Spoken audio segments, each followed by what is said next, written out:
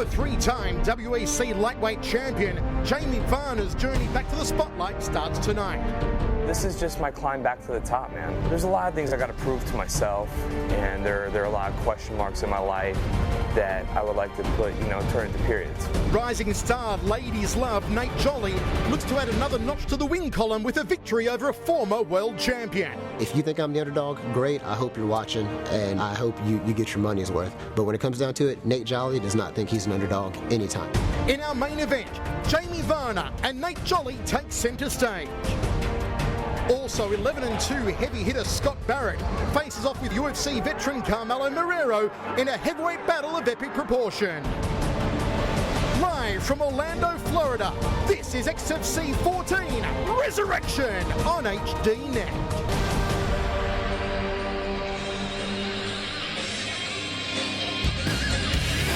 From the UCF Arena in Orlando, Florida, home of the Mighty Knights, welcome to XFC 14 Resurrection! Hello everybody, I'm the voice, Michael Chavello. Fantastic to be here cage-side yet again for XFC 14 Resurrection. I'm joined as always by my verbal sparring partner, Frank Trigg. Tonight, our main event. Jamie Varner, former WEC champion, takes on Nate Jolly in a real do-or-die affair. Last time out for Jamie Varner, he came in looking flatter than my ex-girlfriend's chest against a relatively unknown Dakota Cochran at Titan Fighting Championships and lost. Frank, he tweeted after that he retired. He's back here again tonight. But if Varner does lose here tonight, he's going to have the glove for good, you think? Yeah, I think so. He did tweet he's going to retire. He lost that last fight, but he did sign for this fight before the last fight. So he fought Cochran. He said this fight on his contract. He wanted to honor it. So as a man, you got to go, okay, that's great for him. He's a great fighter. Let's have him come out and honor this contract. But here's the problem. If he's as flat as your ex-girlfriend's chest, he's going to have to hang it up tonight. He just does not have the ability to go ahead and pull stuff together. But when he's on target, when he's ready to go, this is a guy that has great explosive ability. He's very confident. He's very poised once he gets inside that cage.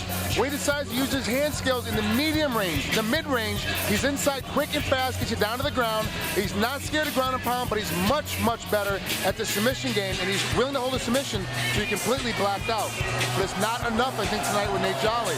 Jolly is so good, he's so fast, he's so explosive, and where Varner wants to play everything on the outside, Jolly wants to play everything on the inside, and that doesn't pose well, really, for Varner. As we take a look at Nate Jolly backstage in his locker room, a huge opportunity here for Jolly. And yesterday when we spoke to them, Frank, Jamie Varner said to us, guys, there is no way Jolly should last even 2 minutes in the cage with me. When I said that to Jolly later on in his interview, he said to me, voice, he's a goddamn idiot if he thinks I'm going to last less than 2 minutes with him. I have to be honest with you, Nate Jolly is one of those guys that's going to be very hard to finish, very hard to get down. He's got great wrestling ability. He's got a high-level wrestling ability for MMA. He's very, very strong and loves to put guys down hard and heavy. He immediately takes down and passes. That's one of his best attributes. He takes you down and gets right by you, and he's not scared to throw a bunch of elbows on the inside and get on top. Now, I don't think he's going to finish Varner. I don't think Varner's going to finish him. And then this fight goes all 3 rounds. It's going to be very, very close at the end of it. So, Frank, the odds makers have Jamie Varner the favourite, minus 415. Jolly at plus 265. Good odds, do you think? And how does this fight go down? What's your call? I got to be honest, really, Varner said that the last time he looked so flat because he's having diet issues. Well, his diet issues are continuing along because he didn't make weight for this fight. They're fighting at a catch weight now instead of the 155-pound limit. So he hasn't got his diet under control. If he doesn't learn how to shoot a lot closer than he did the first time, with Cochran, he shot really on the far on the outside, got stopped, got stuffed on every takedown. Unless he gets that fixed very, very quickly, it's going to be impossible for him to win this fight. So those odds are actually a little skewed because I think it's a lot closer to what the odds makers are making it. Folks, it is a big main event here tonight. Let's check out the rest of the stacked card for XFC Resurrection. We kick off at catchweight. John Milo takes on Bruce, the Noose Connors, who comes back after a 1-year hiatus. Mikey Gomez takes on Mike Bernhardt, also at catchweight. Elijah Harshbarger takes on the Brazilian Nikolai Curie in the welterweight division. Then we move into the business end of the card. Josh Clark takes on Reggie Pena at middleweight. I can't wait for this one at catchweight for the women. The undefeated Mariana Kayford to her debut, you may remember, defeated Kimi Couture. She takes on the veteran Molly Halsell. Then in our semi-main event, 2 tanks go at it. Carmelo Marrero takes on the human refrigerator, Scott Barrett. Frank, take take us through the rules for XFC. Here at XFC, we use the unified MMA rules. Scoring system is a 10-9 must-point system. Elbows are legal except the 12-6. All fights are 3 5-minute rounds. We are ready to kick off the action here at the UCF Arena in Orlando, Florida. Let's throw it up to Christopher James to get us underway. John Malo takes on Bruce Connors in our opening fight. Malo 12-2, Connors 8-3. 1 year the elder is Bruce Connors. 1 inch the taller, the heavier is John Malo. He also has a 3-inch reach advantage. Ladies and gentlemen, good evening and welcome to XFC 14 Resurrection! Let's get this party started right now. Let's meet the fighters. In the blue corner, he's a hybrid fighter. He stands in at 5 feet 7 inches tall. He weighed in at 150.2 pounds. He brings into the cage a professional record of 12 wins and 12 defeats. Representing Combat Club and the ATT Wolfpack from St. Augustine, Florida. He is the former XFC lightweight champion of the world. Presenting John the Mulatto Mauler Milo!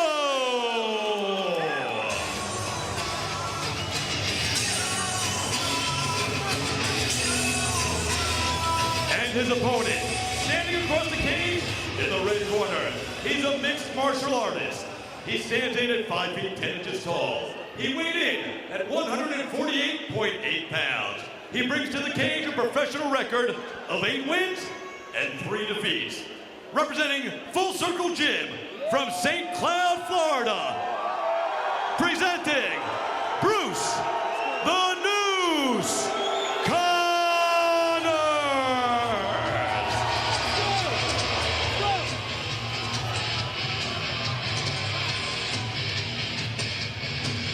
All right, gentlemen, remember the rules we went over earlier. Obey my commands at all times. Act like the professionals that you are. Hook them up and let's do this. We are ready for 3 rounds of action here to kick off XFC 14. The Noose, Bruce Connors takes on the Mulatto Mauler, John Malo. Minus 105 Malo, plus 125 Bruce Connors, courtesy of betonfighting.com. Thanks to Nick Kalikas for the odds. Michael Chavello, Frank Trick with you live on HDNet. Hope you're going to enjoy all the action here tonight, folks. We have a stacked XFC card. Our referee, Teles Asimenos. Bruce the Noose Connors returning to action after a 1-year hiatus. New training camp at Full Circle Gym. They are connected with Nobu Inao. Here's a purple belt in BJJ, of course, under Hobson Mora. Look out for some slick submissions on the man they call the Noose. Meanwhile, John Malo had a 10-week training camp. Opens up a nice high left round kick. Double leg, takedown, drives him to canvas. Good job. Here is the Noose, but the head pops out on John Malo. Solid start to this fight, Frank. Wow, Malo was in trouble. You didn't see it real quick, but really the Noose went right to that front head choke of his. He loves that guillotine position, and Malo did a great job of immediately getting past the guard. It was pretty tight. If he got stuck even with one leg or in half guard, he would have been caught, and it probably would have been tapped out right there. John Malo says to expect a rekindling of a fire that we haven't seen in a while. The fire hasn't been around since he fought Junior Asunsao. His knee blew out in that fight. It's been a long road getting back, but he's here now, the Mulatto Mauler. Feet up against the cage for Bruce the Noose Connors. Side control for Malo. Trying to rake that elbow across the orbital of the Noose. Good position. You see underneath here, the Noose has got his right hand tucked underneath and he's holding that hip. It makes it impossible for the Mauler not only to pass, but it makes it impossible for him to sit up and really get a hard strike down on him too. Connors doing a really good job of keeping himself protected. Bruce Connors, the former Marine Scout sniper, the current law enforcement officer and SWAT team member. Coming in for a big sweep. There's a reason why they call Bruce Connors the Noose, because he loves to choke out opponents, Frank. He's got great ability. You saw that flexibility. He put both heels on the inside. You know, Malo really got himself stepped to the side, so he couldn't get all the way swept, but if Connors got one of those legs in, he would have been able to sweep all the way through and change positions. Strike off the right hand from Malo. Back on the ground now. 3 minutes remaining here in the first round. Malo's doing a great job of keeping his hips inside, so even though he's caught in butterfly guard, see his hips are nice, high, and tight. There's no space for Connors to get any kind of sweep in here. He's keeping the weight down on his feet. A lot of guys tend to lift up and try to put weight on their hands, trying to get past these legs, and that's when you get swept over. Malo inside the closed guard of the Noose. Little hammer fist strike off the left hand.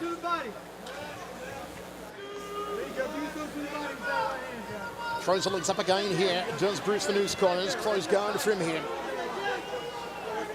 Connors, who says he plans to be a lot more aggressive. In his last couple of fights, he wasn't training properly. Has a newfound energy and a newfound love for the sport. John Marlowe, also, as I said, the rekindling of the fire. He's been working his boxing with the new boxing coach, Kasim Howard, improving his footwork, moving faster, hitting harder than he ever thought he could. Give me one more. Tries to drop the elbow across the forehead there. Does Marlowe. 2 minutes now remaining in the first round. Marlowe posting up on that right arm. You see, we got a little bit of cut there in Connor's head. Looks small. I mean, it looks like he's bleeding a lot, but I think it's a small cut.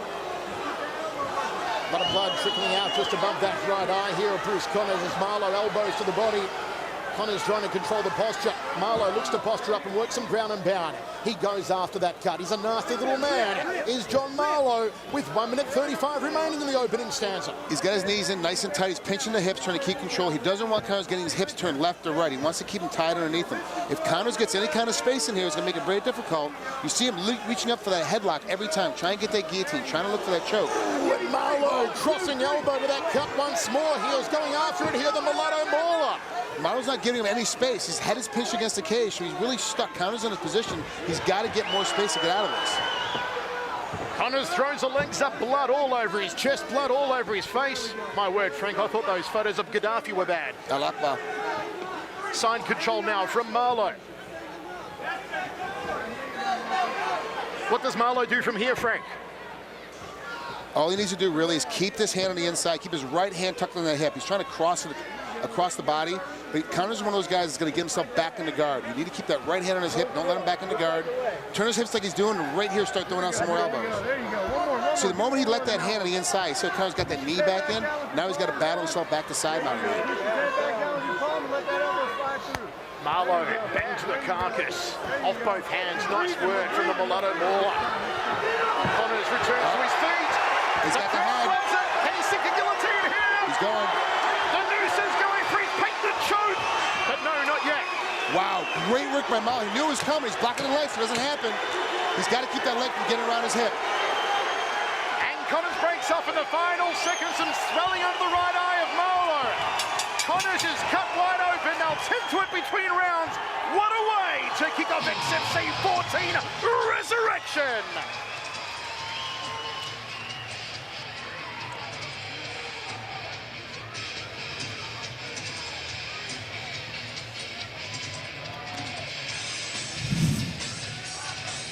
Okay, you see it coming in. You see how he's starting to run that elbow down on the right-hand side. It's really slow, and it's really, really tight. He keeps everything in the inside, and you see he's already cut wide open. That all comes from that power shot. He runs his whole body right through that elbow. He doesn't stop at all.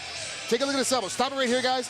You see in this little space, he's got that little spot right in there where he's able to sit there and keep this position.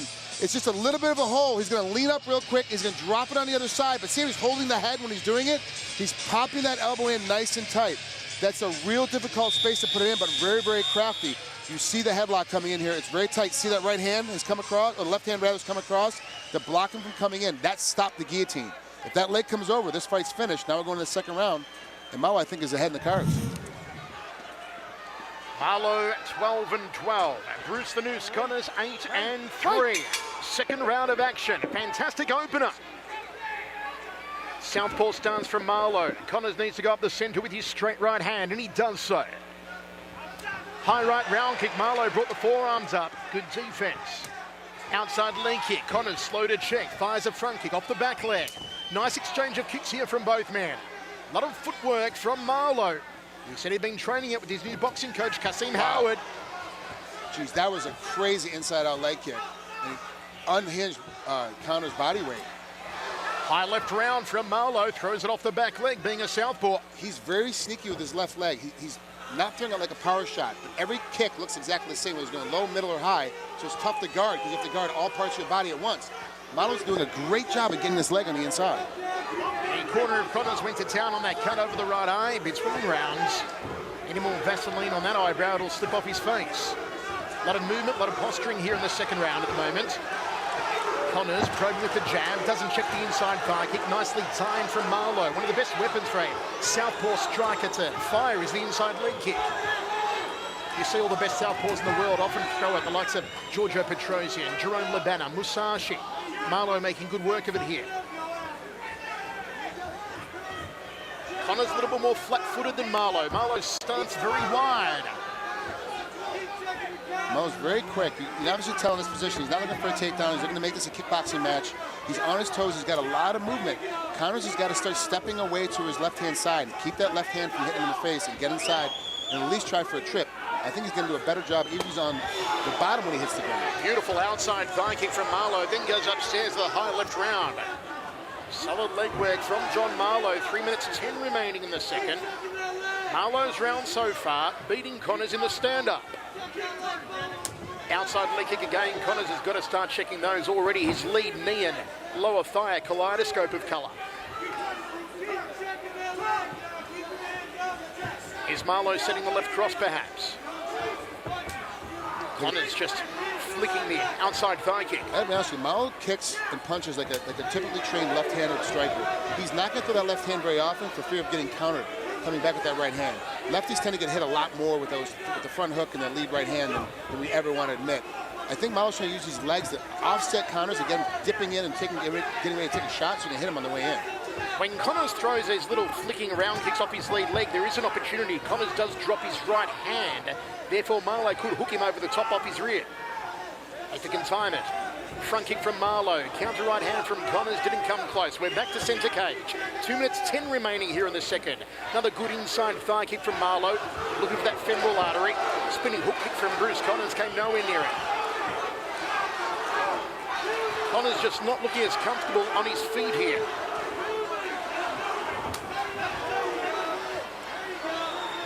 Bruce Connors, one of 3 fighting siblings. You've seen the Slipknot, Andrew Connors, also on former XFC cards, and the youngest brother of all, Josh Connors, 25 years old, is 4-0 as an amateur, will make his pro debut in February, most likely here at the XFC. Is that why he doesn't have a noose or a... He doesn't. Not yet. We're going to give him a nickname when he fights.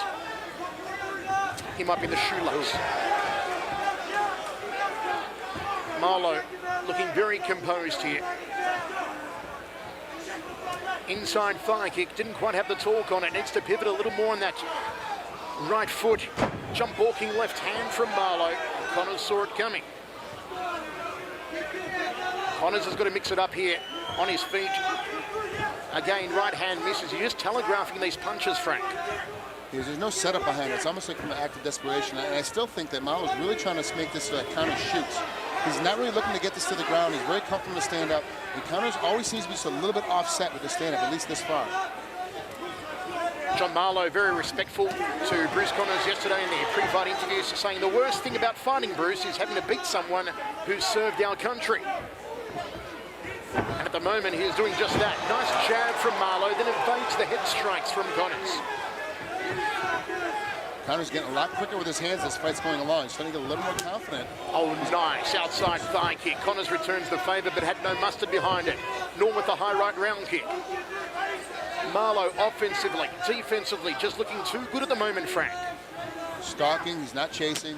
Staying just inside of his range, able to get out of range when he needs to. He's definitely pushing the pace and winning this stand-up battle for sure. Final 10 seconds now. Connors shoots in, but it's far too late in the round. He should have done it a long time ago. Presses Marlowe up against the cage, and that's how we end the second with one more round remaining.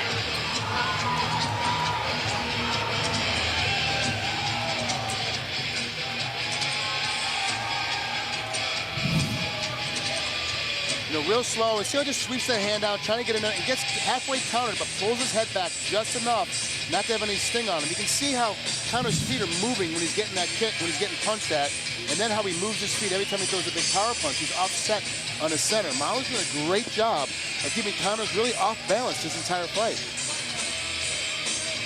A nice look at the money box gash over the right eye there of Bruce the Noose Connors as the corner crew go to work on it. Frank's fight card after 2, Marlowe 10-9 in both rounds. He leads 20-18 with 1 round remaining. Marlowe first to emerge off his stool as they do a little bit more work on that cut over the eye of Bruce Connors. Hope you're enjoying all the action, folks, live on HDNet. XFC 14 from Orlando, Florida.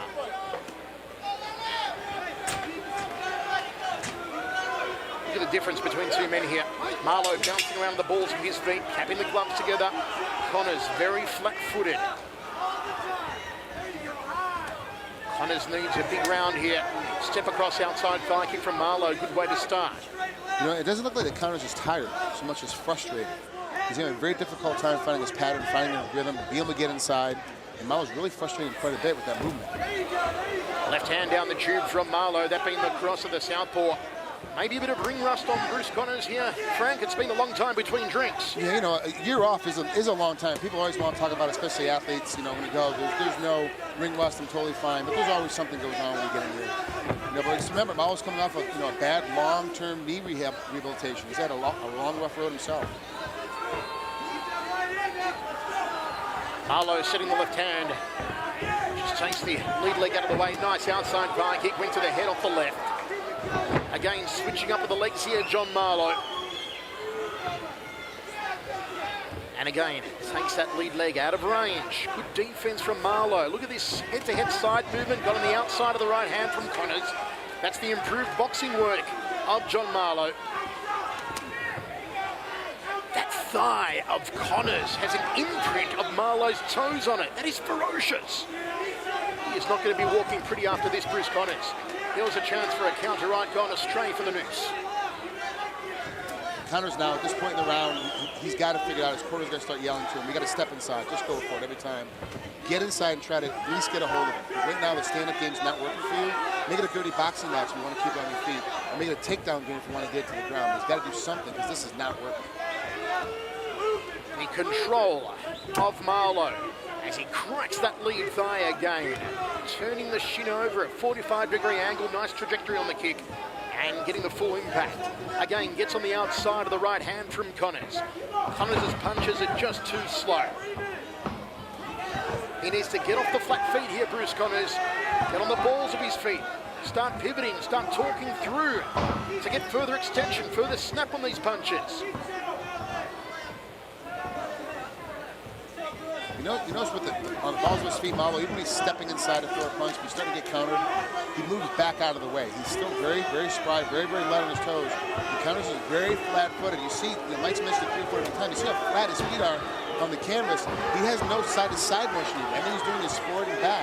He's staying right in Marlowe's wheelhouse, so all he's going to keep doing is getting kicked and punched. He's got to change his game up, especially with only 2 minutes left. Marlowe, patience. Very methodical. Again, turns off counterclockwise. Good footwork from Marlowe. That was a nice inside thigh kick from Connors. Timed it well. Tried for the follow-through straight right cross to no avail. Another one from Connors. Marlowe with a jab too.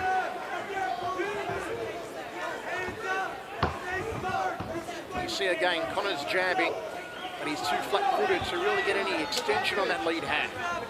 1 minute 40 remaining in the fight. It is still all for Bruce Connors to do as Marlowe gets on the outside of the right cross.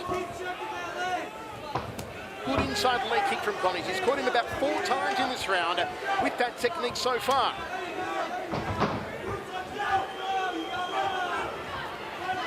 Again, gets the head to the outside of the right, does Marlowe.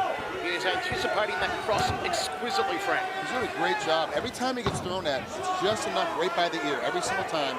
So even if he's just a little bit late, it's going to be a glancing blow no matter what happens. It's so smart and so much good motion that it's been very difficult for Connors to get any kind of solid hit this entire fight. High left round from Marlowe, controlling center cage here, forcing Connors. Connors makes some ground now, but forcing Connors back again. And, you know, Connors with 50 seconds remaining needs to stand some sort of authority. We're having down 2 rounds to zip at the moment.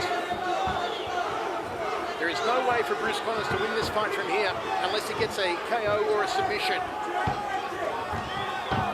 That was nice from Marlowe. See what he did then? He faked the left hand twice, then changed levels and went downstairs when Connors wasn't expecting it. Beautiful work from John Marlowe. This is a treat to watch him fighting like this, Frank. Yeah, he's doing such a good job. Motion, forward and back, side to side, head motion, feet motion. He's keeping it solid, keeping it where he wants to see. He's keeping it where he wants to keep it. Connors want to get inside and try and get to the ground. He wants to keep it on his feet. He threw him off and backed away. Smart position. Confidence just oozing out of every pore of John Marlowe with 10 seconds remaining. Has he got a Hail Mary shot now, Bruce Connors? No, he doesn't. Into the third and final. Great sportsmanship there from John Marlowe and Bruce Connors. But this will be an unanimous decision to the Mulatto Mauler. He should go 13 and 12.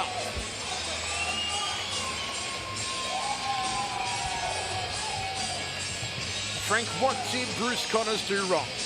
Flat-footed, had no side-to-side motion. That's the biggest problem when you fight lefty versus righty. You have to be able to move to your left and to your right to be able to offset.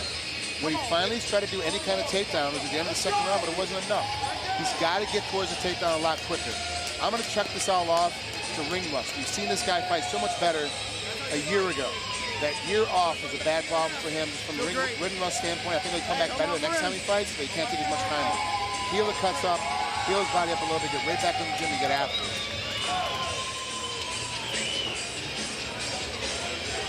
Good job. Good work. Good to see a high level of sportsmanship between these two men. Bruce Connors staring down the barrel of his fourth career defeat. The Mulatto Mauler, who was all even 12 and 12, will go back in the winners ratio in just a few moments' time. What a way to kick off XFC 14 Resurrection, that main event just around the corner. Nate Jolly, Ladies Love, takes on Jamie Varner in a make-or-break fight for Varner. If he loses here tonight, you figure Varner will hang up the gloves. Let's go up to Christopher James in the cage for the official decision. Ladies and gentlemen, make some noise for both these gentlemen in the cage. And now, we go to the judges' scorecards.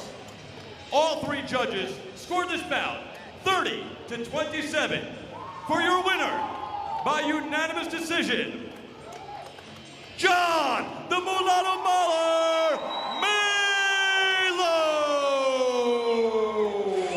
No doubt about it, Melo takes his record to 13 and 12, and that was impressive, particularly the newfound boxing skills, the head movement, the footwork that Marlowe talked to us about yesterday. It came into play here tonight in a big way in the second and third round. Folks, don't forget, join us on Facebook tonight. We've got a chat going, facebook.com/HDNet Fights. Join us now for a live chat. You can win a heap of autographed prizes. Log on to Facebook, check it out. Join the chat, all the fun of the HDNet Fights community.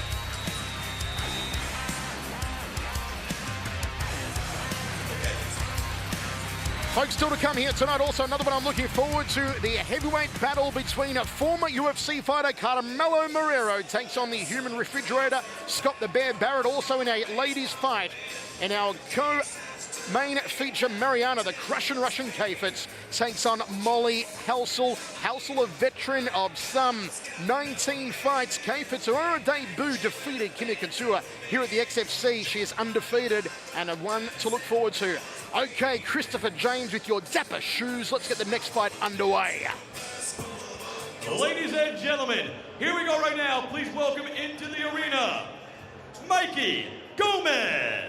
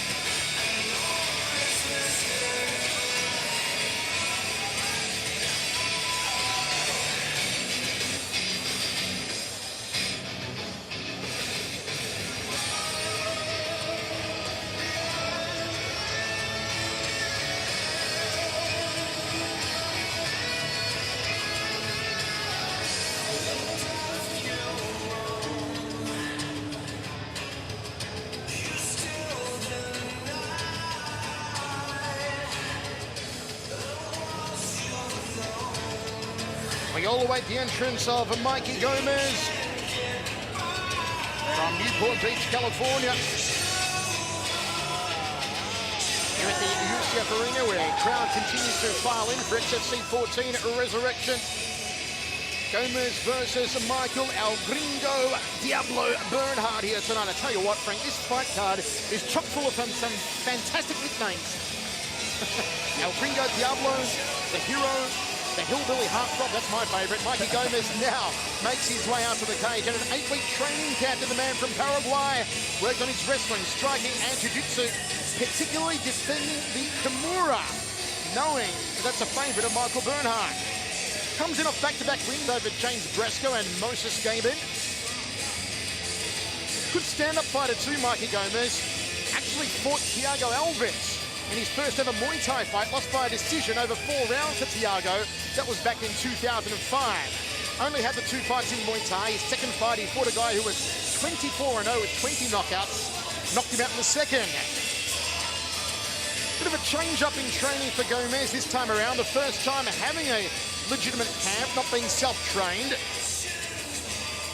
Says he's more confident all round. Worked with a lot of Division 1 wrestlers. Good to see Gomez in the cage. And now entering the arena, from the red corner, Michael Bernhardt.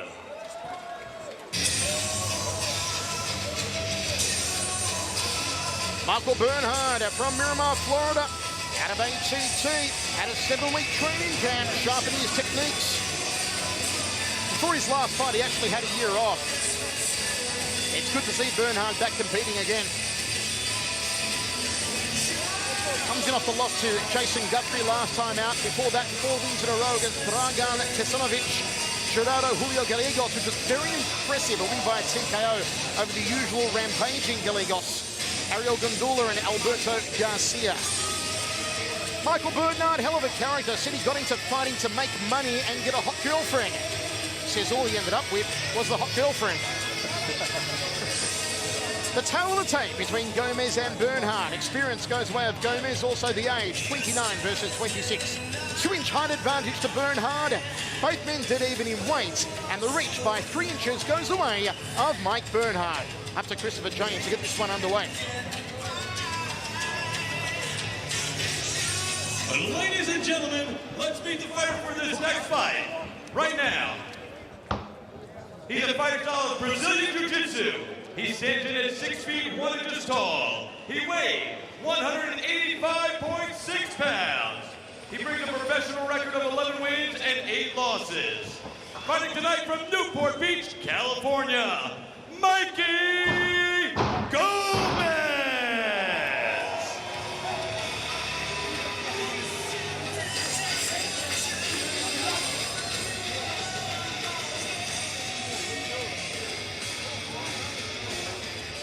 And his opponent, standing across the cage, he's a boxer and a wrestler. He stands in at 6 feet 3 inches tall. He weighed in at 185.6 pounds. He brings into the cage a professional record of 9 wins and 3 defeats. Representing Team ATT, Miramar, Florida, please welcome Michael El Gringo Diablo Bernhardt.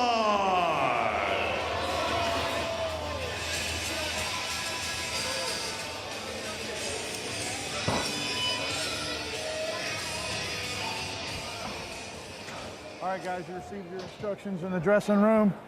I want a good, clean fight. I want you to protect yourself at all times. I want you to obey my commands at all times. Any question from blue? Any question from red? Hook them up. Let's get started. Our centre referee, John Hosegood. Be a great name if he was a fireman. We are ready to rock and roll here between Gomez and Bernhardt. Gomez at plus 215. Bernhardt at minus 305. Mirag. Look to Michael Bernhardt to be a technical fighter. Doesn't waste a lot of energy. Doesn't waste a lot of movement. And they've wasted a bit of ice in the corner here of Mikey Gomez. It looks like as if his entrance wasn't long enough. We are delayed a little more. And now the cage is locked and we are ready. Michael Chavello, Frank Trigg with you. Gomez in the black trunks. Some would say grey. Bernhardt opens up jabbing. He's a part-time martial arts instructor at ATT Miramar with Wilson Gouveia.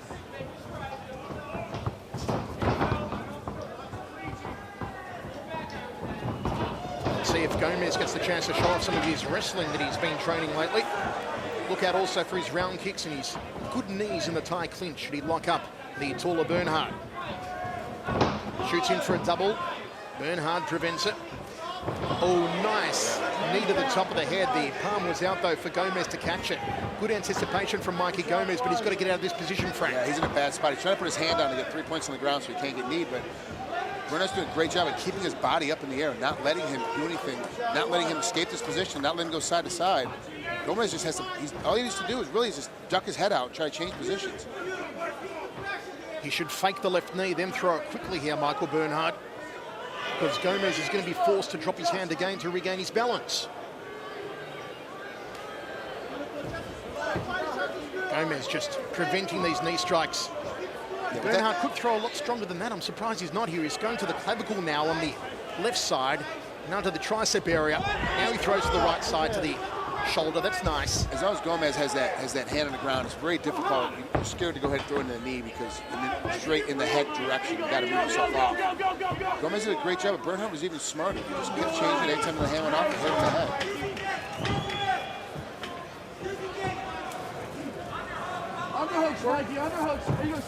The corner of Mikey Gomez calling for him to work the underhooks. He's got one hand between the legs at the moment here on Bernhardt. Bernhardt's pressing him up against the cage. Nice knee to the upper left thigh from Bernhardt. There you go. Your time. Nice and calm. Good chamber on that knee from Bernhardt. Maybe wants to go up a little higher to the waist. All right, guys, break. And the referee gives him a slap and a tickle and breaks both men. Good call there, Frank. I think it might have been a slight bit too early, but I'm not going to complain about that one. Nobody's doing anything. Outside thigh kick from Gomez. Both men dead center of the cage. Jab body shot. Gomez shoots in for a single. Bernhardt stuffs it again. He's got a nice single leg, but oh, that was weird. He was circling to the backside. When you have a head inside single, you need to circle yourself towards the backside. Get your body all the way around. Good peek out. Now he's going to switch to the double. He gets his hands locked and get this finished. Double leg from Gomez. Oh, now he's caught in a weird position because Bernhardt's got full guard, plus he's got control of that arm. Have a look at that, like a demented game of Twister. Bernhardt got him tied up like a ball of twine. Now, Gomez said he's worked on defending the Kimura in preparation for this one. He knows it's Bernhardt's specialty. And defend it he does. Inside the closed guard of Bernhardt. Under 2 minutes remaining. Bernhardt glancing towards his corner. What would they be telling him, Frank? Bernhardt looking towards his corner. The corner should be telling him, keep attacking the legs. He's a big body triangle guy, which is what he has on now. He's got this body, legs locked around the waist. All that's going to do really is keep Gomez stuck in here. But for a guy that's a Kimura guy, this is your best position to hold a guy in here. He can't escape. He can't move. And once you get a hold of that wrist and you get towards that key lock, you'll be able to expand it out. Gomez is doing a great job, though, pinning up against the cage and keeping the legs effectively out of this position. Body shots from the top position, Mikey Gomez. And a solid first round for both men. The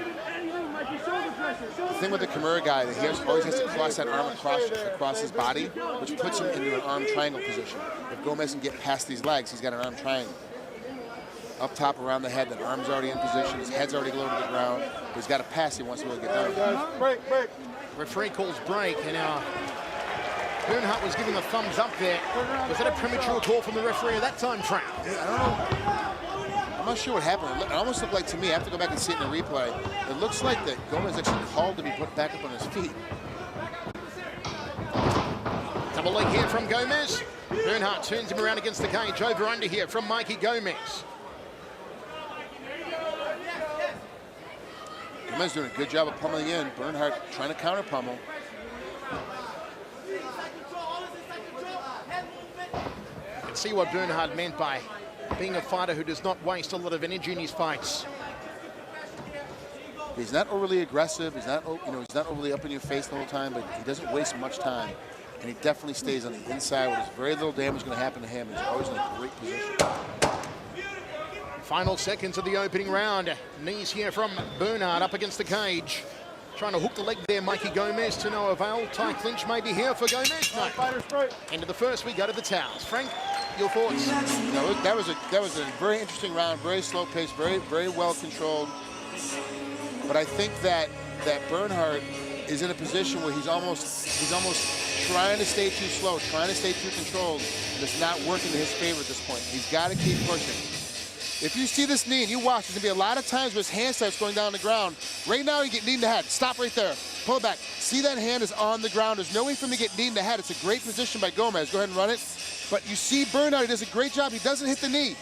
Right when that hand comes up, he starts going right back after, getting right back in the inside. He pulls that arm down, pulls that body across, and really tries to finish back towards the head.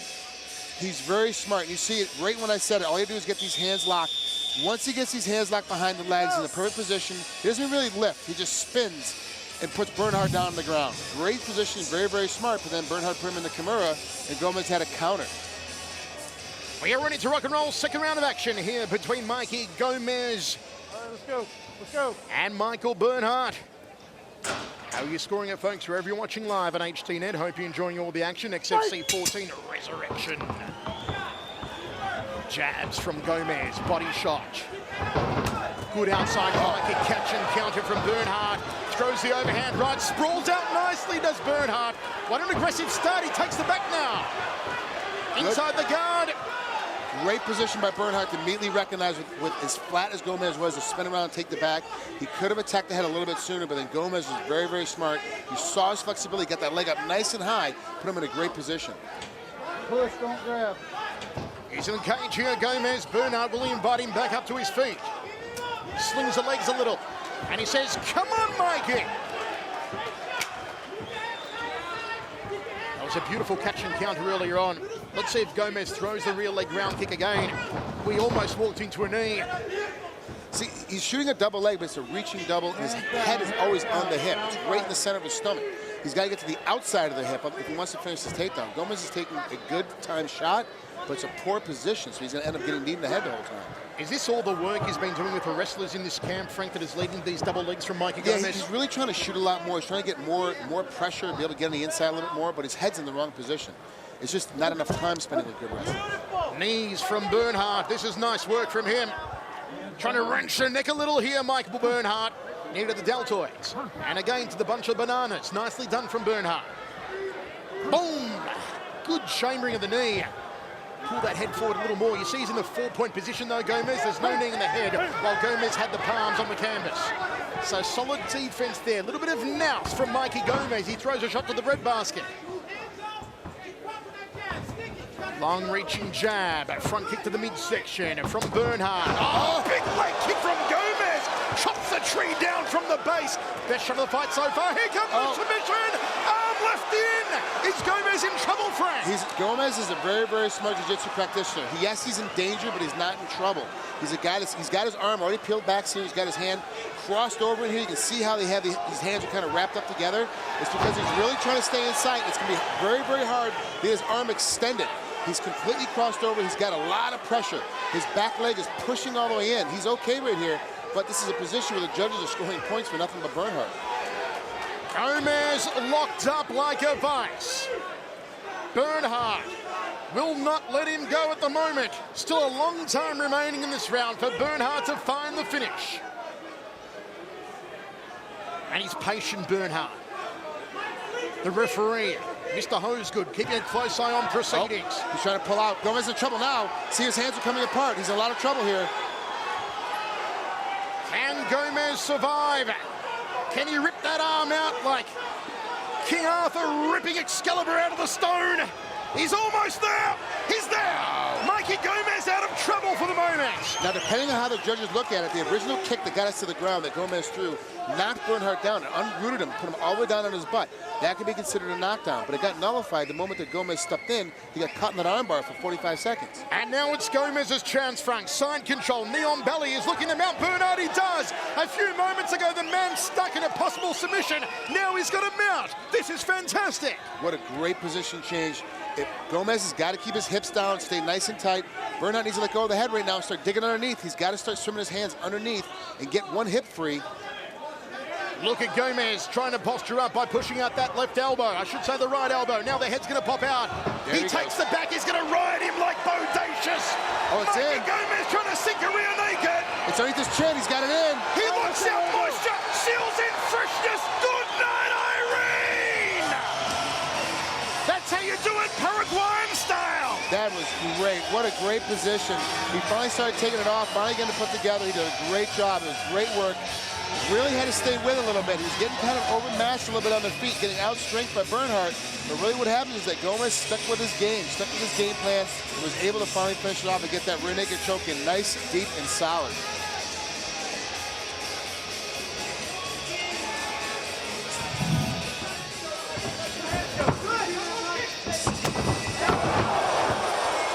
I firmly believe that was considered a knockdown. That leg kick uprooted and put him all the way down. But the judges may see it differently because now he's in this armbar and he gets stuck here for 45 seconds. But ultimately at the end of the fight, it really didn't make a difference how it goes because look how deep this is. If you notice, Gomez has both legs in, fits in the choke first, then starts to extend after that choke is in underneath. He didn't try to extend first, then choke. He gets it caught first. Here it is, it's underneath deep, now he extends. There's no way for this guy to get out of it. Bernhardt was caught all the way. Gomez, what a great job with that rear naked choke.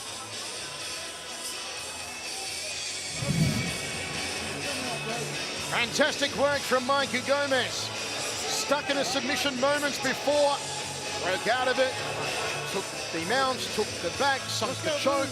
That's how you do it. Christopher James looks into this one, into the annals of history in just a moment's time as Mikey Gomez soaks up the goodwill being showered upon him here at the UCF Arena. Disappointment for El Gringo Diablo.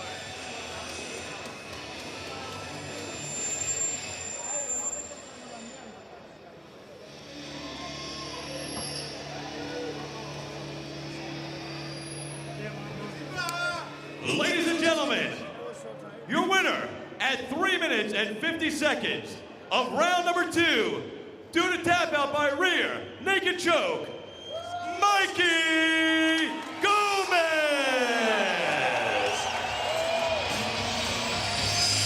12-8, Mikey Gomez. Second round, rear naked choke over El Gringo Diablo, Michael Bernhardt. Let's take our roving cameras backstage for a peep. Carmelo Marrero, gloved up and ready for our semi-main event. He will take on the human refrigerator, Scott Barrett. And look at Barrett, the man with no neck. It is just a head atop of a chest. That is going to be an awesome semi-main event here at XFC 14.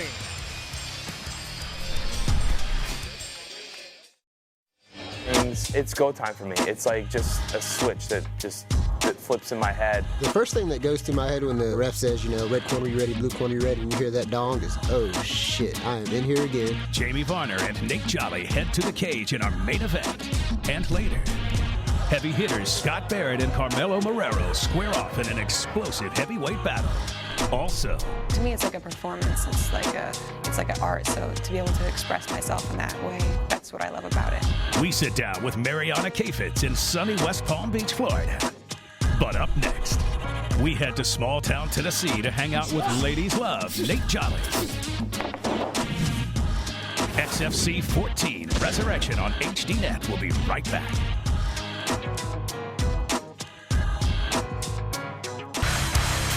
Welcome back to the UCF Arena in Orlando, Florida, where XFC 14 Resurrection is alive and happening. And folks, I've got to tell you this, following that last fight we just saw, Mikey Gomez versus Michael Bernhardt. This is quite tragic, actually. We just found out now Mikey Gomez's father actually passed away this morning. That is amazing. Mikey Gomez's father passed away this morning. He didn't want anyone to know until after his fight so he could stay focused, and he paid tribute to his late father in that victory against Michael Bernhardt. Frank, that is just amazing. That's it. You know, I don't know if I could do it if anyone in my family passed away. I'm not sure I'd be able to, even if it was like walking to the cage and I found out I might have to call the fight off. That's a huge testament to him and his father, is that, hey, I need you to fight, keep going to it. I mean, it's a big deal. So our condolences to Mikey Gomez and the Gomez family as we continue XFC 14. Ladies and gentlemen, let's get back to action right now. Joining us inside the arena, please welcome Elijah Hirschberger.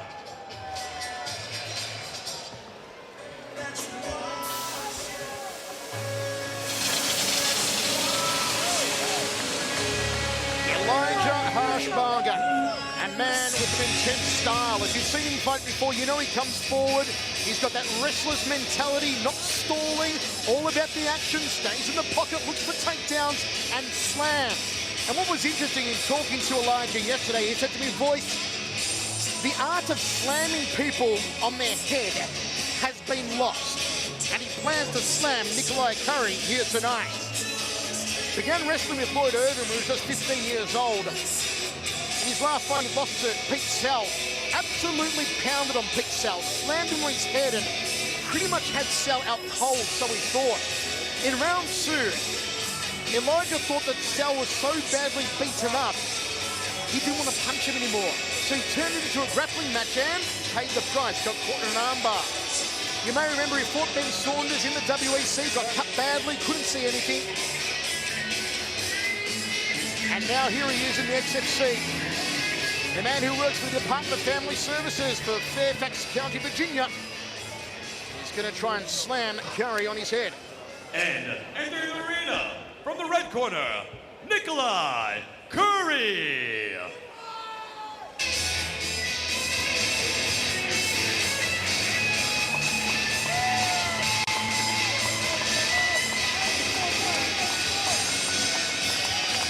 The Brazilian Nikolai Curry, who immigrated to the US 6 years ago at the age of 25, a judoka and Brazilian jiu-jitsu stylist.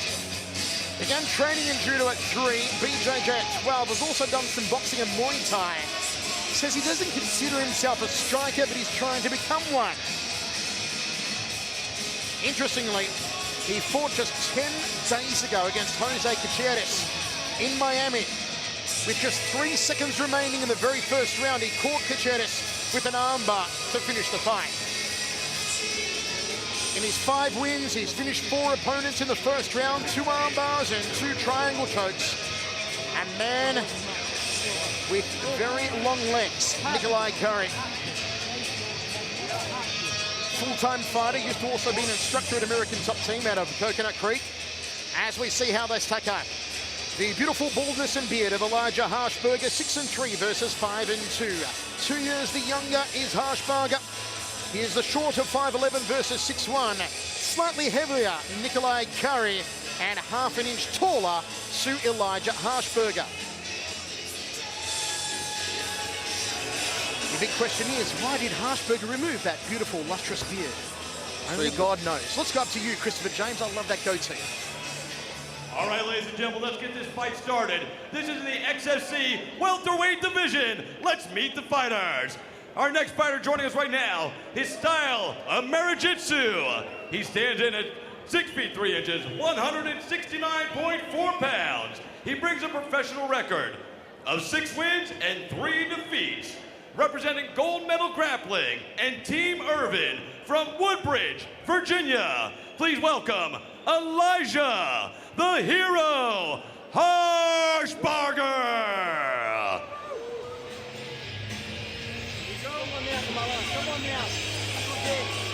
And his opponent standing across the cage in the red corner. This man is a practitioner of judo. He stands in at 6 feet 1 inches tall. He weighed in at 170.8 pounds. He brings in a professional record of 5 wins and 2 defeats. Representing American Top Team and fighting from Coconut Creek, Florida, Nikolai the Armor Curry. And when the action starts in this fight, your referee, Chris Adams. Ready? Back up. He walked away with the mic, so. Harshberger versus Curry. Harshberger with some very harsh trunks there, Frank. Quite Wow, tight. like I pull off some really strange stuff. I'm not wearing those. Fighter ready? Fight! Well, maybe I will. Michael Chavello, Frank Trigg with you. Plus 115, Harshberger, minus 145, Nikolai Curry.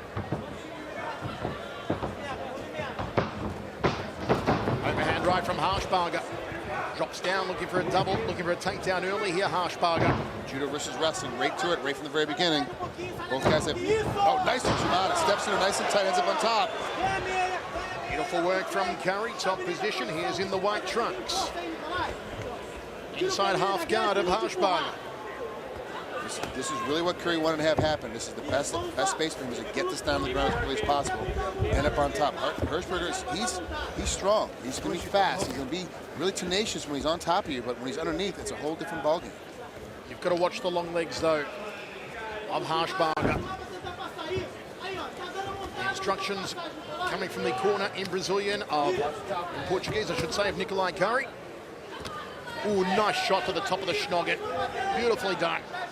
Good ground and pound. See how tight Curry's keeping his hips in right now? There's no space, and he's got his right leg hooking around that leg, trying to keep it from being able to get out and get back to full guard. And the pass here is Curry. Still can't get that right leg out, and mounts him now. Good work from Nikolai Curry. Hammer fist strike to the nose. High mount. With the armbar. Here comes the armbar. It's over. Beautiful work from Nikolai Curry. He ran through him like a hot vindaloo. Wow, that was incredible. He knew as soon as he got to that mount, started making action happen. That's one of the good things about Newaza and Judo. The whole ground game is about having action happen, make it go the way it wanted to go, and then stopping it right at the point you want to stop it. At this point, Curry used a great armbar position. Look at his position. He immediately steps high. He's got the knee coming up. He's got the knee coming up. He slides it down. He's in full mount. He immediately starts punching. He's pushing the head down. He knows he's about to get rolled. The moment he gets rolled, you see how he starts to get pushed. See how he's already sneaking off to his left-hand side. He's already got the armbar. It's already finished right here. Even before he gets to the back, it's already finished. What a great position. Curry's really tight, has a great spot. He's already got it extended. There's nowhere for Hirschberger to go. He's stuck immediately.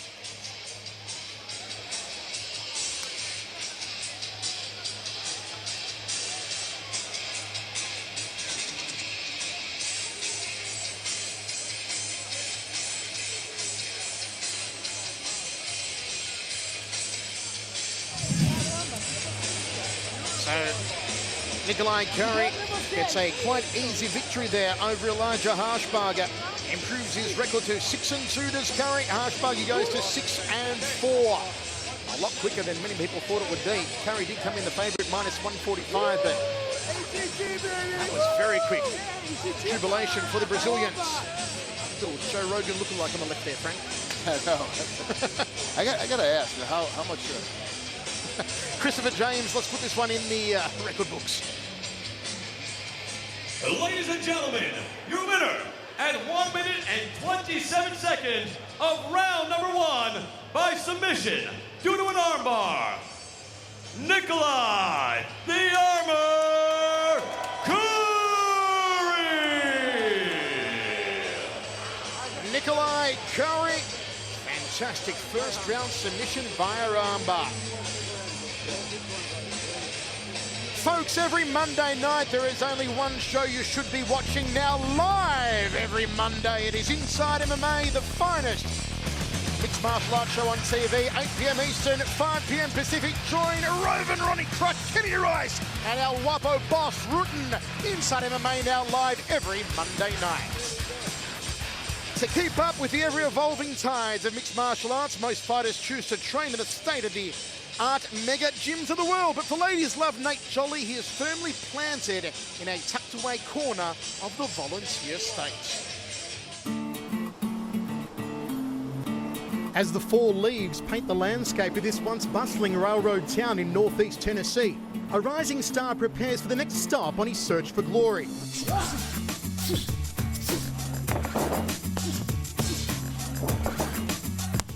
But like his opponent, Jamie Varner, who is currently attending Seton Hall University, Nate Jolly not only pays tribute to athletic success, but also to the significance of an education.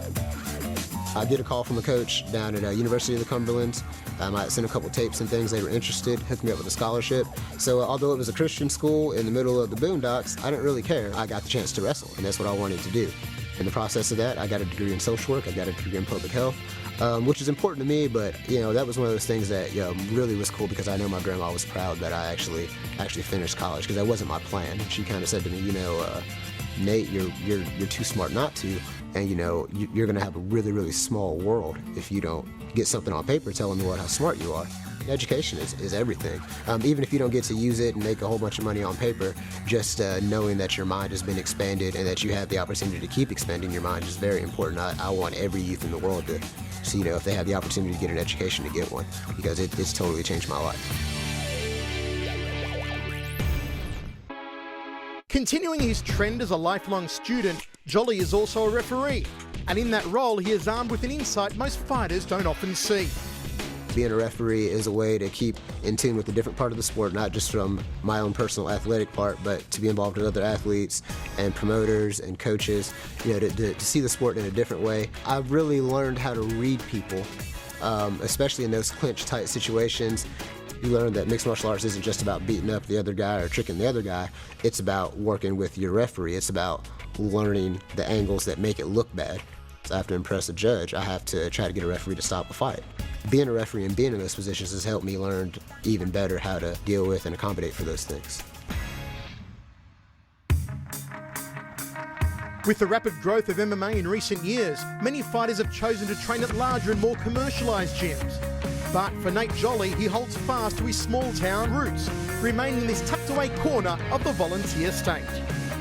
Being a part of a small community, it's different. Everybody kind of knows who you are, but it kind of sucks because everyone knows who you are. You know, if you get in trouble, everybody knows. Nothing to... Just a different feel, it's a different hustle. Nothing wrong with it. Wouldn't say anything negative about, you know, huge gyms. They're conglomerate organizations. They make huge tons of money, but that's not where I feel like I'm going to have safe training partners and where I want to train at. I want to train in a place where I walk in and say, hey, Nate, what's going on? You know, where I know people's names, where, you know, where I know if I roll with this guy, I can work on my triangle stand. If I roll with this guy, I can work on this. You know, to me, that's important. Hey, lefties. Coming up, we head to West Palm Beach to catch up with rising star Mariana K-Fitz. XFC 14 Resurrection on HDNet. We'll be back in a moment. Welcome back to the UCF Arena in Orlando, Florida, as the XFC Cage Dolls do their thing, and my word, do they do it well. All part of the show of XFC. Here in Orlando for the very first time still to come on the card, Molly Halsell and Mariana K-Fitz, Carmelo Marrero, Scott Barrett, and Ladies Love Nate Jolly takes on Jamie Varner in what could be Varner's last ever fight if he loses. Let's continue our action now as we move to the 185-pound division and throw it up to Christopher James. All right, ladies and gentlemen, let's get back to action right now without any hesitation. Joining us in the arena right now from the blue corner, Josh Clark.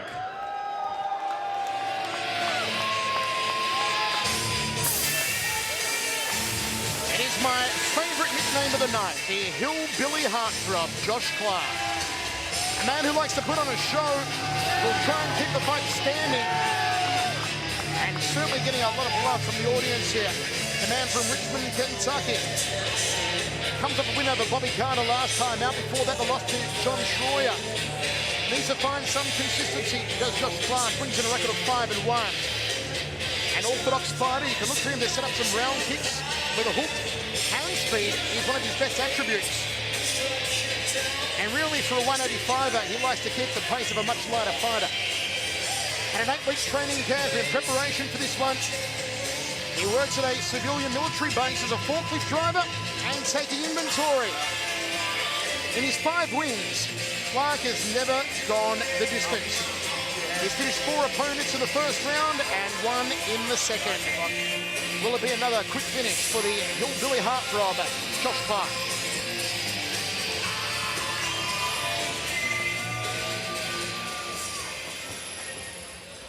And now entering the arena from the red corner, Reggie Pena.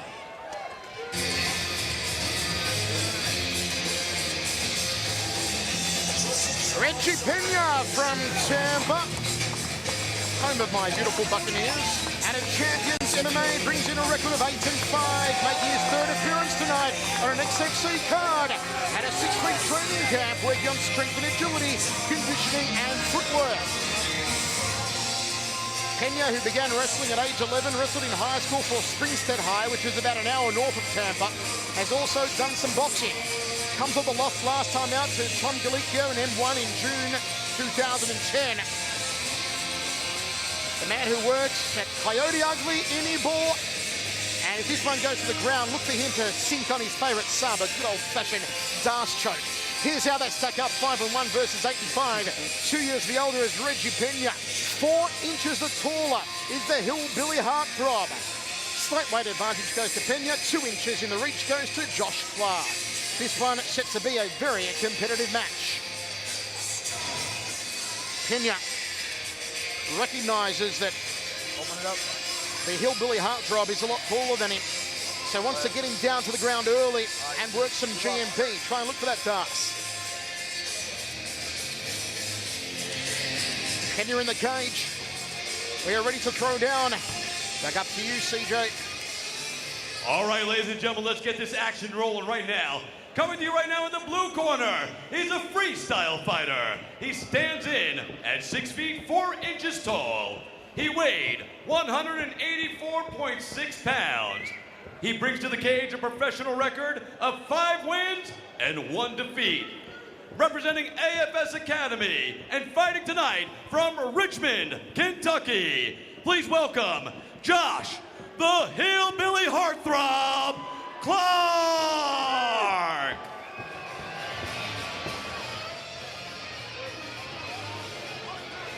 And his opponent standing across the cage in the red corner.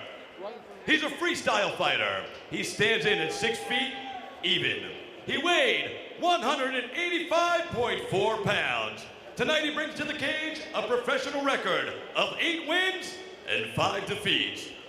Representing Champions MMA and fighting tonight out of Spring Hill, Florida.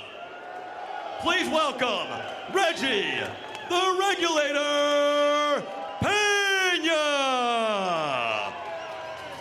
And when the action starts inside the cage, your referee, John Hosegood.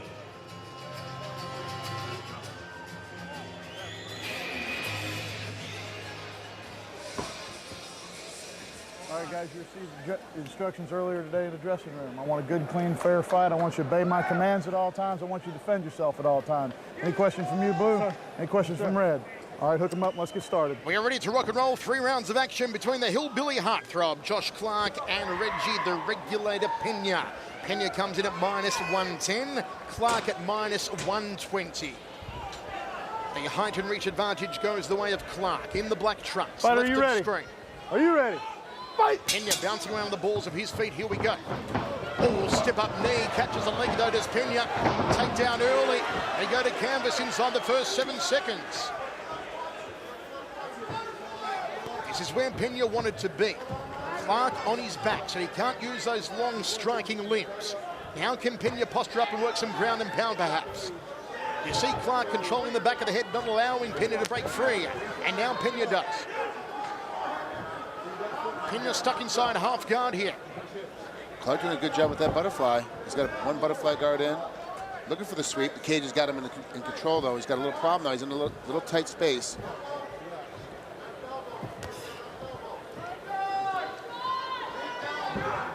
Still pulling down the back of the neck here.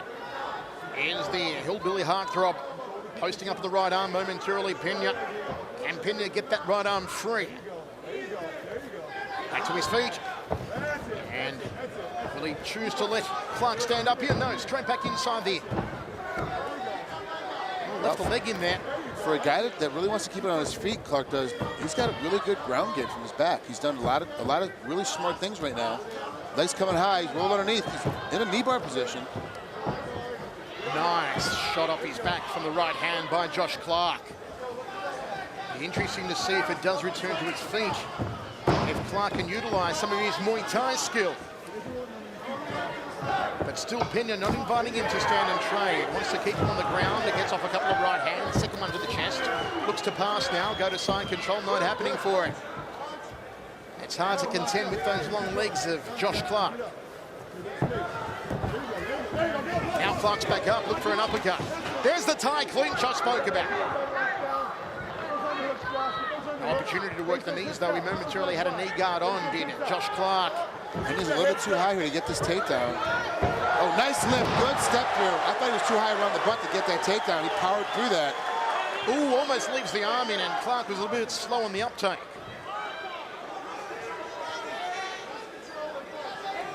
Pena looked like he expended a bit of energy with that takedown. That took a lot of power to lift the guy up. Like, you know, so tall that Clark is, it's really hard to get him up in the air. There's a lot of energy to get him up, a lot of lower back strength. He's gonna have to rest here for a little bit. Inside half guard, top position now, Reggie Pena. There 2.5 minutes remaining in the first round.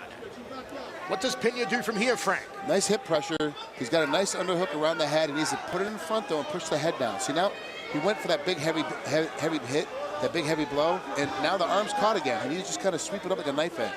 Oh, good Darce choke. Lost the arm now. Good position. Pena's in a good spot. Don't let him up. Don't give him space. And Pena does just that. Right hand lead from Clark. Knee looking for the meet and greet to the jawline. Back to center cage goes Josh Clark. Leading with that long jab. Throws the right down the tube.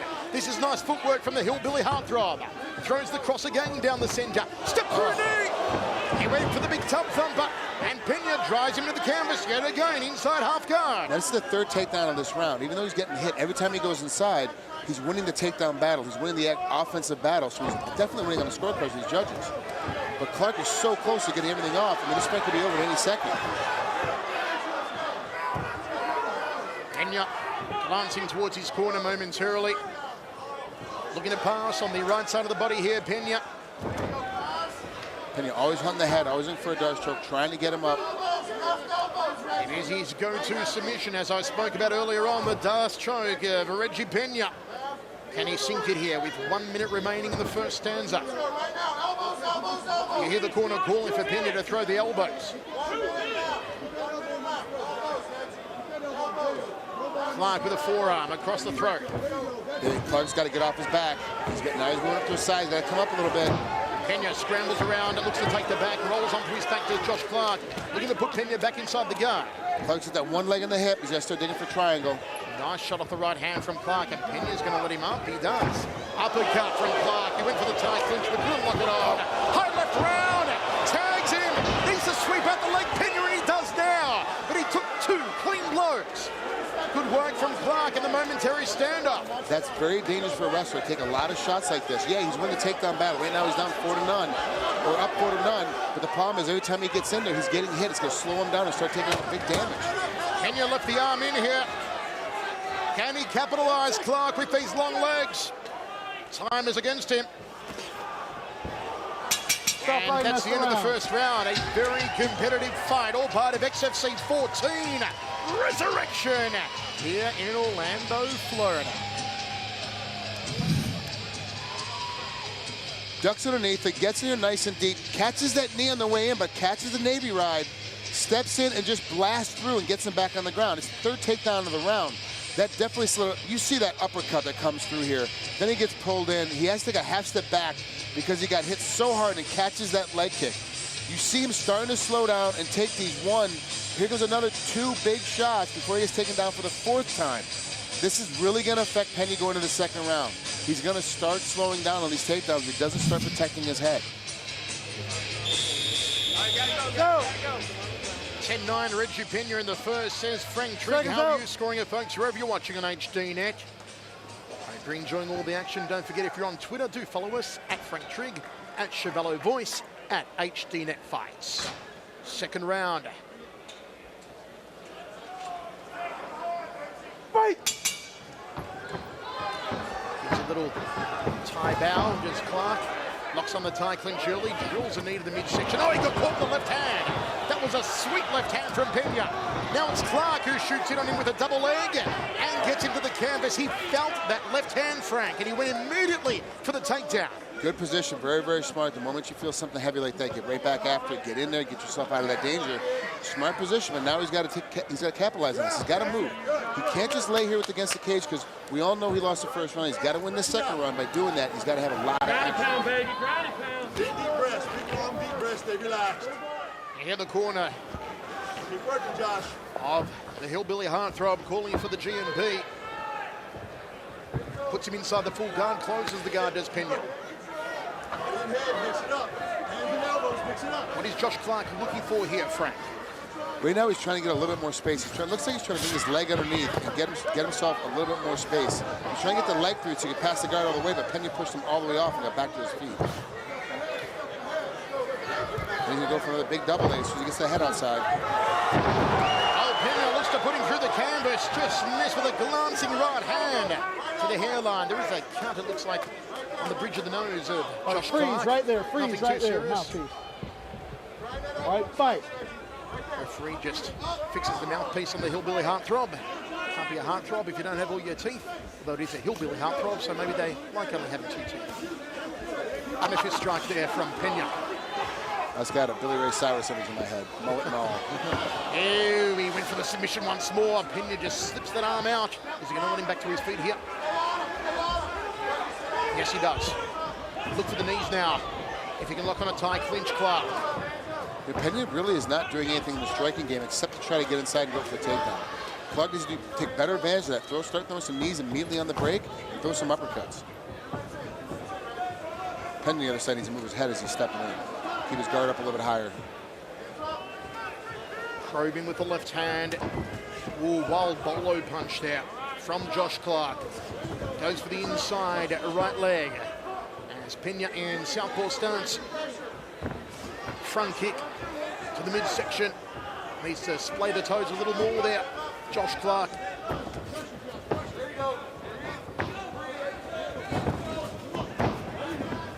Chance to throw the knees in this clinch here. Trip takedown. Clark gets it. Pena back to his feet already. High knee in the armpit. Uppercut from Pena. And Clark breaks off. 2 minutes 15 remaining in the second. Big inside thigh kick from Josh Clark. Look at that femoral artery. Overhand right. He telegraphed it though, as he did with the bolo punch earlier on. Ooh, nice little Muay Thai technique there. Thai clinch going for the meet and greet. The head just pulled out by Pena. Walks into a right hand. Right clips Clark on the jawline. He backs up now, does the big man. 1 minute 45 remaining. Oh, nice step by Pena, looking right for the body lock. Clark did a great job of circling the hand underneath and getting pummeled back inside again.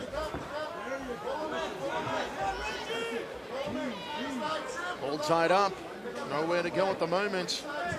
That right arm locked in. Wow. Pena gets a takedown. That was nicely done. Took out the left leg of Clark. Clark right in front of his corner as he does a quick count of his teeth, courtesy of that left hand from Pena. 2, 3 right hands. Make it 4 from Pena. This is more like it. And the crowd baying for violence here. And Pena's going to let him up? No, not quite yet. Up kick from Clark. Pena can't leave the arm in though. Clark is quick with those legs. Looking for the triangle again. He's pushing that wrist down. He's cinching it in. And he set the triangle here. And he's out. And now takes the arm out as Reggie Pena. Too slippery now from all the sweat. It was easy to get out of that. Looked like he was going for an Anderson Silva knee, or an elbow rather, excuse me. Straight right hand, it clinches up again, trip takedown. Oh, Pena! Got thrown, high knee, uppercut. Tries to put the chin through the top of the head. Great work from Reggie Pena. Thai clinch, gut munching knee, belly button through the back from Clark. Nice work from the hillbilly heartthrob. Does that man want to slam the table any harder there, Frank, for the final 10 seconds? The drink just fell over. We should have said it when we had one of our guests sitting there, Andrew Simon. He almost jumped out of his chair. Yeah, he left. Into the second round. We've got a fight in our hands here after 2. 1 round remaining. Pena and the hillbilly heartthrob. How do you like it, Frank? This is a really good fight. It's highly contested. The nice type, nice deep. You see him inside, steps outside, immediately throws that leg in for an inside-out trip and puts him on the ground. Uses his head the entire way for that pressure. Very smart position by Pena. You look at it here and you see this big flurry. You see him starting to come in. He gets that right hand over, gets in there. He's not hitting solid every time, but he's scoring. And remember, with these small gloves, a little bit's a big, nice finish. You can get to a big TKO there if you want to. Pena still has the energy to outstep, step to the side, keep his hands up, then step back inside and put Curry back and put him back on the cage. The problem is that we're still in the same position we had in the first round, Michael, where Pena, every time he shoots, he's leaving his head exposed.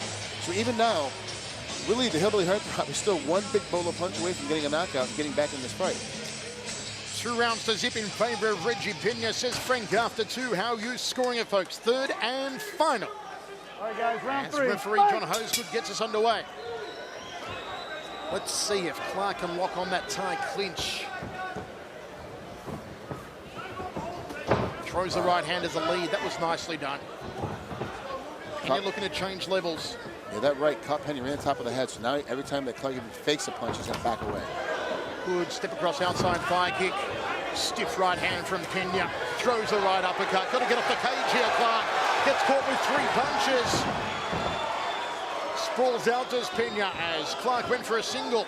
Pena's going to take the back here of the big fella. And he does. And the hillbilly rolls onto his back. Puts a couple of hammer fist strikes. Well, great position. He's got to get that other hand tied up.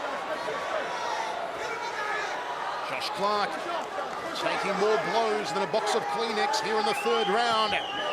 He needs a big round, does Clark. Cracking right to the ear from Pena. Throws the legs up Clark momentarily.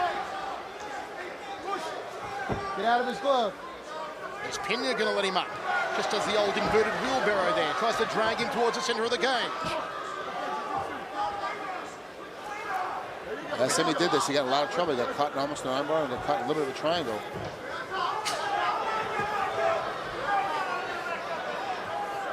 Clark maybe looking for that free right foot at the moment. Uses it on the hips just to keep Pena at bay. Not a position that Clark wants to be in, really. Looks to pass as Pena gets in another quick right hand and one to the lower rib cage. Now he passes. Good work from Pena. Where does he go from here, Frank Pena? Pena's got a good position. He's all the way past. He needs to keep that underhook dug in there nice and deep, keep control, and push Clark's head away so he gets some more big flurrying elbows in. Just a little bit more space in here. He's almost got it set in. And he's always looking for that dart stroke. So he's going to catch the head, hold the head in tight, and then let it go with throwing some more elbows. Pena with a shot to the clavicle. Inside half guard now. Under 3 minutes remaining in the fight. Clark controlling the posture. Just eats an elbow. But this will not win the fight for Josh Clark. He's going to mix it up. He's going to find something else here, Frank. What does he look for, the big man? Clark's got to push off. He's had some success with the triangle attempts, so go back to it. Get himself off his back. Get back to his feet and start going back with some big haymakers on in the striking positions. Get out of his glove. Nice hammer fist strike. That'll ring your bell. Ooh, heel kick to the shoulder. And put himself in a triangle. And he finds a submission now, Clark. 2 minutes 10 remaining in the fight. Now Pena's too slick in here. Pena not phased at all, very relaxed. And he's out. Half guard. Clark's going to go back to the drawing board now. Try and find another submission. Time becomes the enemy now, the hillbilly heartthrob. Measures him with these left hands. Oh, good sweep attempt. Pena back to his feet. Can he catch him here? Oh, he got stuck with the left hand coming in. Did Reggie Pena, tied up in front of our commentary position. Smart position by Pena. Step himself back inside tight. Oh, gets taken down though. Sweet takedown, nicely done. Scooped out the left leg inside the full guard. Now is Clark with under 90 seconds remaining in the fight. What does Clark do from here, Frank? Clark now he's in a position because he has to sit up and get some serious ground and pound in him. He's really got to get up nice and tall. He gets some real bad ground and pound in. If he doesn't do it right now, there's no way he can win this fight. He knows he has to get separation. He's got to push away and get his left hand out from underneath his body.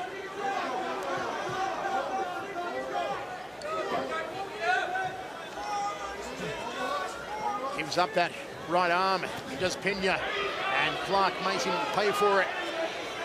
Throws the legs up Pena. Clark now, side control. What can he do here, Clark? Can he find a submission? No. Misses the chance for a guillotine. Uppercut from Pena's caught him. Clark is hurt. Still plenty of time here for Pena to find a finish. 40 seconds remains. Pena with the ground and pound. Great position. He's on top now. Don't let it. Can't get your hand tied up. Get that hand free. Get your hips down nice and tight. Keep some more pressure on him. Tied up the right arm here, Clark, and Pena takes the back. Got one hook in, has Pena. Can he maybe sink a sub with 15 seconds remaining? Reggie Pena hammers away. Mount position for Pena. Final 2 next to me. Pena's going to take it home. Pena's going to win. Pena has this one in the bag. Beautiful work from the man they call Reggie. Absolutely. I talked to Reggie's mom before the fight started. She's just here and happy to see that he's fighting and he's actually doing something. I don't want to say actually doing something productive, but she's very happy the way he trains and dedicates himself to training all the time, becoming better every time. But she was really, really nervous. She thought the hillbilly heartthrob was going to be too much for him to handle. And really, at the end of the day, Pena didn't show it at all. He went out there and destroyed him. This is a great kid with really a great stand-up and a great wrestling game. Moves his head a little bit more. He's got a lot of action ahead of him. Look how tight he is. He's looking for the real big flurry, trying to go after it. And honestly, the hillbilly heartthrob, Josh Clark, just couldn't get it done. And when he got caught with these little gloves, he just has to turtle up and protect himself. And Penny's doing a great job picking the right spot to hit him and try to finish the fight off, even though it did end up going all the way to decision.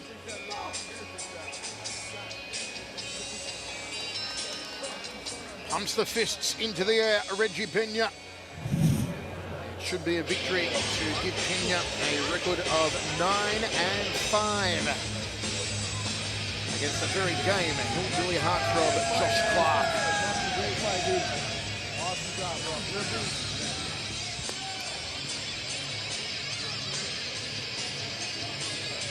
On a big night here in Orlando, Florida. First time ever seeing XFC here at the UCF Arena. Look at that swelling around the left eye of Clark.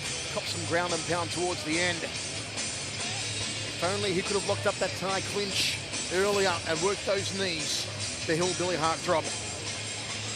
After this, folks, we go into our big 3 fights. So let's let Christopher James put this one in the record books. Ladies and gentlemen, we go to the judges' scorecards. Judge Ross scores about 29-28. Judge Luxembourg scores about 30-27. And Judge Torres scores about 29-28. For your winner, by unanimous decision, Reggie, the Regulator, Pena! That was a great song back in the day, wasn't it, Frank? Regulators! Who sang that? Mount up, Warren G. Yeah, that was good. The Regulators done it here tonight. Reggie Pena indeed takes his record to 9-5. Folks, don't forget, if you're online, why not skip over to our Facebook page, facebook.com/HDNetFights, to be a part of the HDNet Fights community. Join us now for a live chat, win autographed prizes, and a whole lot more. It is all happening. The big party on our Facebook page, HDNet Fights. Well, to keep up with the ever-evolving tides of MMA, I would be reading the wrong feature if I said that, Frank. Why don't I do the right thing and go down here to no other MMA fighter, at least I'm honest, has a history of bouncing back from losses like former world champion Jamie Varner. Actually, I've just read the wrong one again, Frank. We'll go for third time lucky. This most honest television you'll ever hear. Here we go. Many flock to the warm sun of West Palm Beach, Florida, to escape the harsh winters of the Northeast. But for the Crushing Russian, her journey south began just 3 weeks ago. In July of last year, the Crushing Russian took to the cage in epic fashion.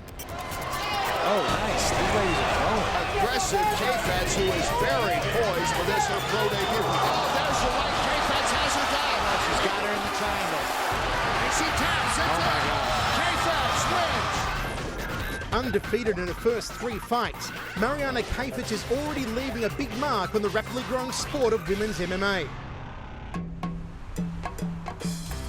But her journey would start with more humble beginnings, right here in the Sunshine State. After college, I really wanted to get back in shape and just get my body, looking right and get lean again. So I found an American Top Team here in Florida, and I walked in, and that changed my life because I didn't even know what MMA was at the time. I have no idea who these guys are, but then I looked them up and I was like, wow, they do mixed martial arts. So I started learning about the sport, and they had fights at the time, so I would go watch. And I thought to myself, I can do that. Like, are women doing this? But like many recent college graduates, Kayfetz moved back home to Connecticut to pursue a career in television production. 3 weeks ago, I was working full-time in the television industry, And 3 weeks ago, I decided to quit and become a full-time fighter. After my third fight, I told myself, like, if I really want to do this and take this sport seriously, I have to train more, because I wasn't getting enough training, and I saw how hard the guys, the pros, train, and I kind of felt guilty that I wasn't training as much as I should be training. So I made a lot of sacrifices in my life. I moved back to Florida from Connecticut and decided to become a full-time fighter. Nice. As part of the next wave of women MMA fighters, Kayfitz pays tribute to those who have paved the way for her, especially her training partner, Jessica Aguilar.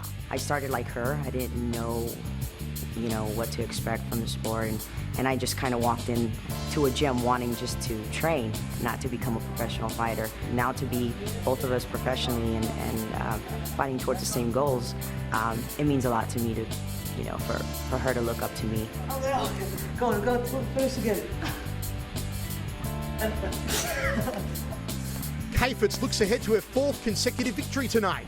And as far as the future is concerned, the Crushin' Russian is just getting started.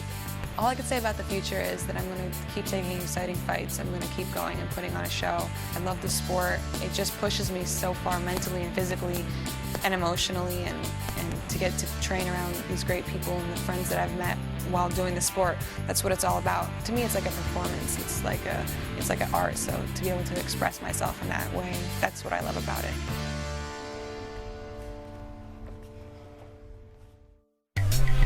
Up next, we catch up with former WEC lightweight champion Jamie Varner to discuss his journey back to the top.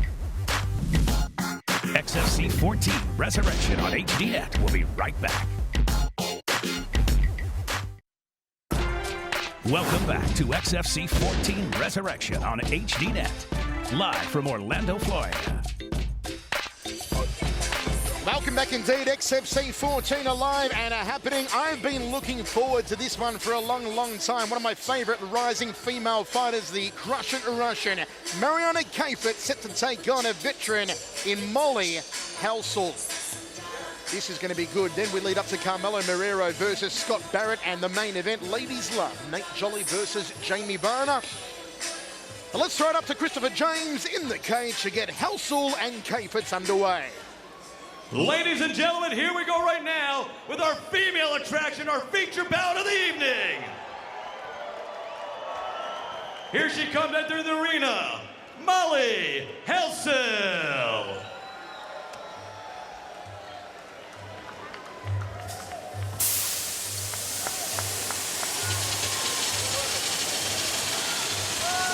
Molly Halsall, she's been around for a long time. She doesn't have the greatest of records, but this lady has fought everyone. She's fought Roxanne Modafferi, Sarah Kaufman, Karina Dam, Julie Kedzie, Hitomo Akano, the list goes on. 8-11-1. A 2-month training camp in preparation for this one. Usually, she's the girl promoter's call on last-minute notice. Most of her fights have come in the last week, in the last 48 hours, but not tonight. A full 2 months, her longest camp ever. She's a brawler, a freestyle fighter, and looking for a way to win all the way to the end. Tenacity is the best weapon of Molly Halsall. She says Mariana Kayfitz is tough, but she's green. She's gonna make mistakes. Molly's gonna draw her in, gonna draw her into a brawl, put one on her chin and plant her on the canvas. A BJJ blue belt, began her career training in Jeet Kune Do. She used to work for Great Expectations, a dating service. I'm sure you know about that one, Frank. She did a lot of single mixes back in the day. Did Molly Halsall. Well, let's see if she can get her win record up a little more here tonight. I tell you what, this girl means business, folks. Look for her to brawl. You know it, Frank. You know it. I don't like her anymore now. And now entering the arena, representing the red corner, Mariana Kayfitz. Listen to that ovation. Mariana Kayfitz, who moved from Connecticut to West Palm Beach, Florida. For the last 3 weeks, she gave up a career in television, working in production, left her family and friends to pursue the MMA full-time fighter's dream. And what a dream run it's been so far. In her MMA debut, she smashed Kim Couture in the first round, subbing Kim with a wicked triangle choke in just over 3 minutes. Here's how they stack up. Experience to Helsel, age to Helsel. Both women stand 5'5". Slight weight advantage goes away with Mariana Kayfitz. Why do they put such a hot picture of Mariana on the screen? I do not know. And the reach advantage goes away of Mariana. Here's the experts' fight gauge for this one. Striking, even. Ground game, even. Speed, Mariana. Strength, Mariana. Endurance, both women are even. Kayfitz, an exciting finisher, a fan favourite, flashy at times. In her second fight, decision, Marissa Caldwell. In her third fight, she triangle choked Colleen Medeiros in the third round. A 6-week training camp. She's put it all on the line here tonight. Mariana Kayfitz, the Crushing Russian. Let's go up to Christopher James. Get this one underway. Ladies and gentlemen, this is a female fight and our feature bout of the night, and it's brought to us tonight by our friends at Paymeon.com. Right now, in the blue corner, she's a freestyle fighter. She stands in at 5 feet 4 inches tall. She weighs 125 pounds. She brings into the cage a professional record of 8 wins, 11 losses, and 1 draw. Representing San Diego Fighting Academy and representing fighting out of Tucson, Arizona, Molly, the Mollinator Helsel.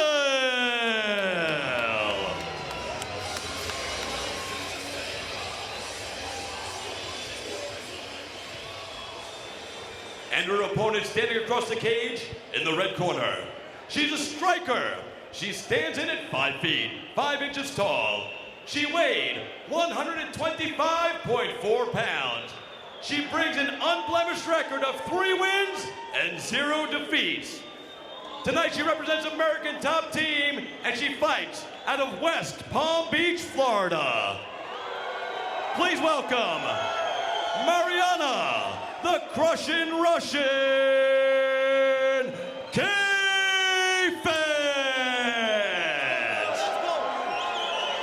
and our referee in charge, Chris Adams.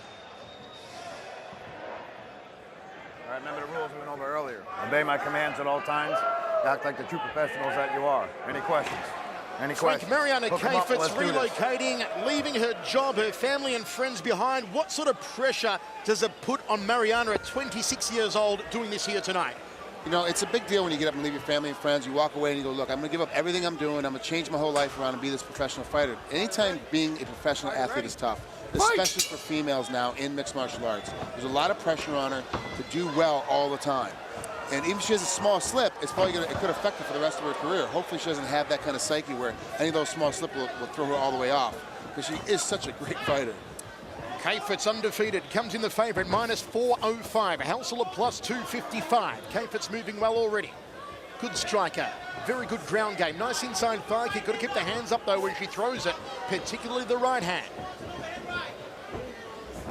Good right down the tube there from Kayfitz. Girl has power.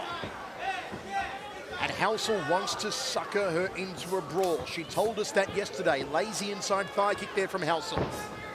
Helsel coming off the most extensive training camp of her career. Great front kick. Both girls right now, this is one thing I like about these two. There's no feeling out process. They both immediately threw big bomb right from the beginning, trying to test where the other one's going to be. And now they're both trying to find their own personal range. Solid leg kick from Mariana. The only thing I don't like, Frank, she continues to drop her hands when she throws the kicks, Mariana. Now we go to the canvas. Helsel inside the closed guard. Look out for Mariana to throw the legs up. Try and search for a triangle here as Helsel looks to press her against the cage. Backs her up there. You see how Mariana's keeping her head down on the ground. She's not letting it get pushed up against the cage. She wants to try and keep her neck as straight as possible. The legs are coming up. Feet on hips here from Mariana. On the left foot. Helsel looking to posture up. Wants to drop the right hand if she can get it free. She does now. Throws it, just misses the top lip of Mariana. Mariana throws the legs up. Trying for an up kick. Housel, is she going to look to pass here? Maybe swing the legs a little before she goes there. Yes, she does. Kick to the hamstring. She doesn't want to really get back down with Mariana. Kayfus is just too strong. At this point in the game, you got to get her tired a little bit, get her offset, get her game off. Because remember, you're talking about someone that's 3-0 and somebody that's 8-11. Yeah. It's a huge difference in fight game. It's a huge amount of experience. So you have to be real cautious in here when you're trying to get on top of somebody that's that good. But put them in deeper waters, get them a little confused and get after it. Originally from Tucson, Arizona, Molly Housel. JoJo left her home. Now trains out of San Diego Combat Academy. Close guard here from Mariana Kayfetz, the Prussian Russian on her back in the first round. What does Hazel do from this position, Frank? She has to posture up. We've seen a lot of it happening tonight so far, where guys allowing their heads to be controlled, their upper torsos to be controlled when they're here in this ground and pound position. If you're going to ground and pound, you have to get your head all the way up and start throwing some blows down. Kick to the midsection and then looking for the shin from Mariana Kayfetz. Comfortable on her back at the moment. Head against the cage. She knows where she is here, Kayfetz. Just keeping Housel at bay. Is Housel going to allow her up?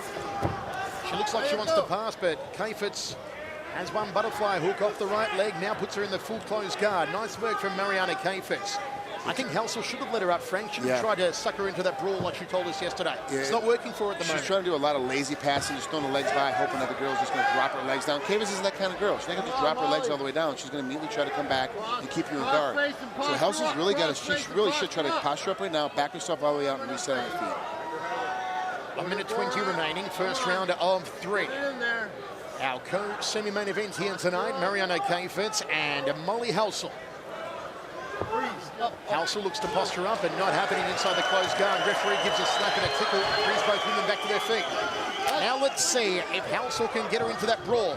She's got to throw first here, Housel, instead of backing up as she is. Now she comes forward. Will she throw the right? She throws the left. That's what I spoke about earlier. You see when Mariana goes for the kicks again, she's dropping that right hand. Mariana's got to be careful to keep the gloves up when she throws the legs. Now she kind of sees it now happening too. So now she's blindly throwing that hook in there. Ooh, that was ugly. Wow. What was that? Desperation almost. Outside leg kick from Housel. Mariana, very patient fighter. Good overhand right, tagged her on the jawline. High left round kick from Kayfetz. There's some of the nice striking. Moves him the front kick. Almost gets caught with an uppercut. You feel, though, if Housel was just a little bit tidier on these punches, she may get somewhere. Gut-munching knee from Mariana Kayfetz. Final 10 seconds of the opening round. Kayfetz moving well. Kick below the knee there from Housel. Then goes up to the liver section. But just no starch behind the strikes of Molly Housel as we go to the towers. Hope you enjoy this one, folks. I got away from Mariana Kayfetz, Frank, between rounds. My night is made. I can retire now. I'm very upset. There's no reason for that. There's no reason for that to happen here at cage-side. This is not proper. What's wrong with you? Great high head kick, but just a little bit to the outside. This is the thing about Kayfetz. When she misses all the way, but she has the knowledge to get her hand to the ground and get herself step back out, get herself back up to her feet again.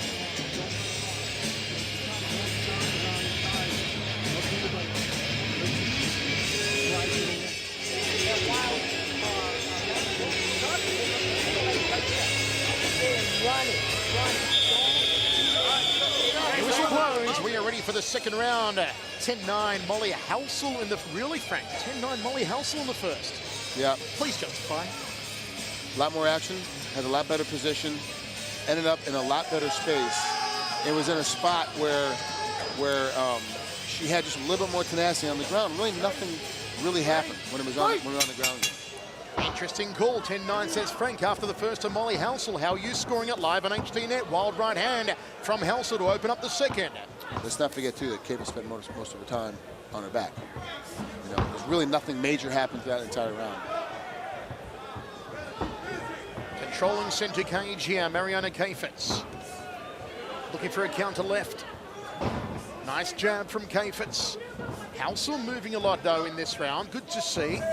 Step across the outside thigh kick as Mariana counter with a straight right. Looked for a step through knee, but thought twice about it. Feints with the jab as Mariana.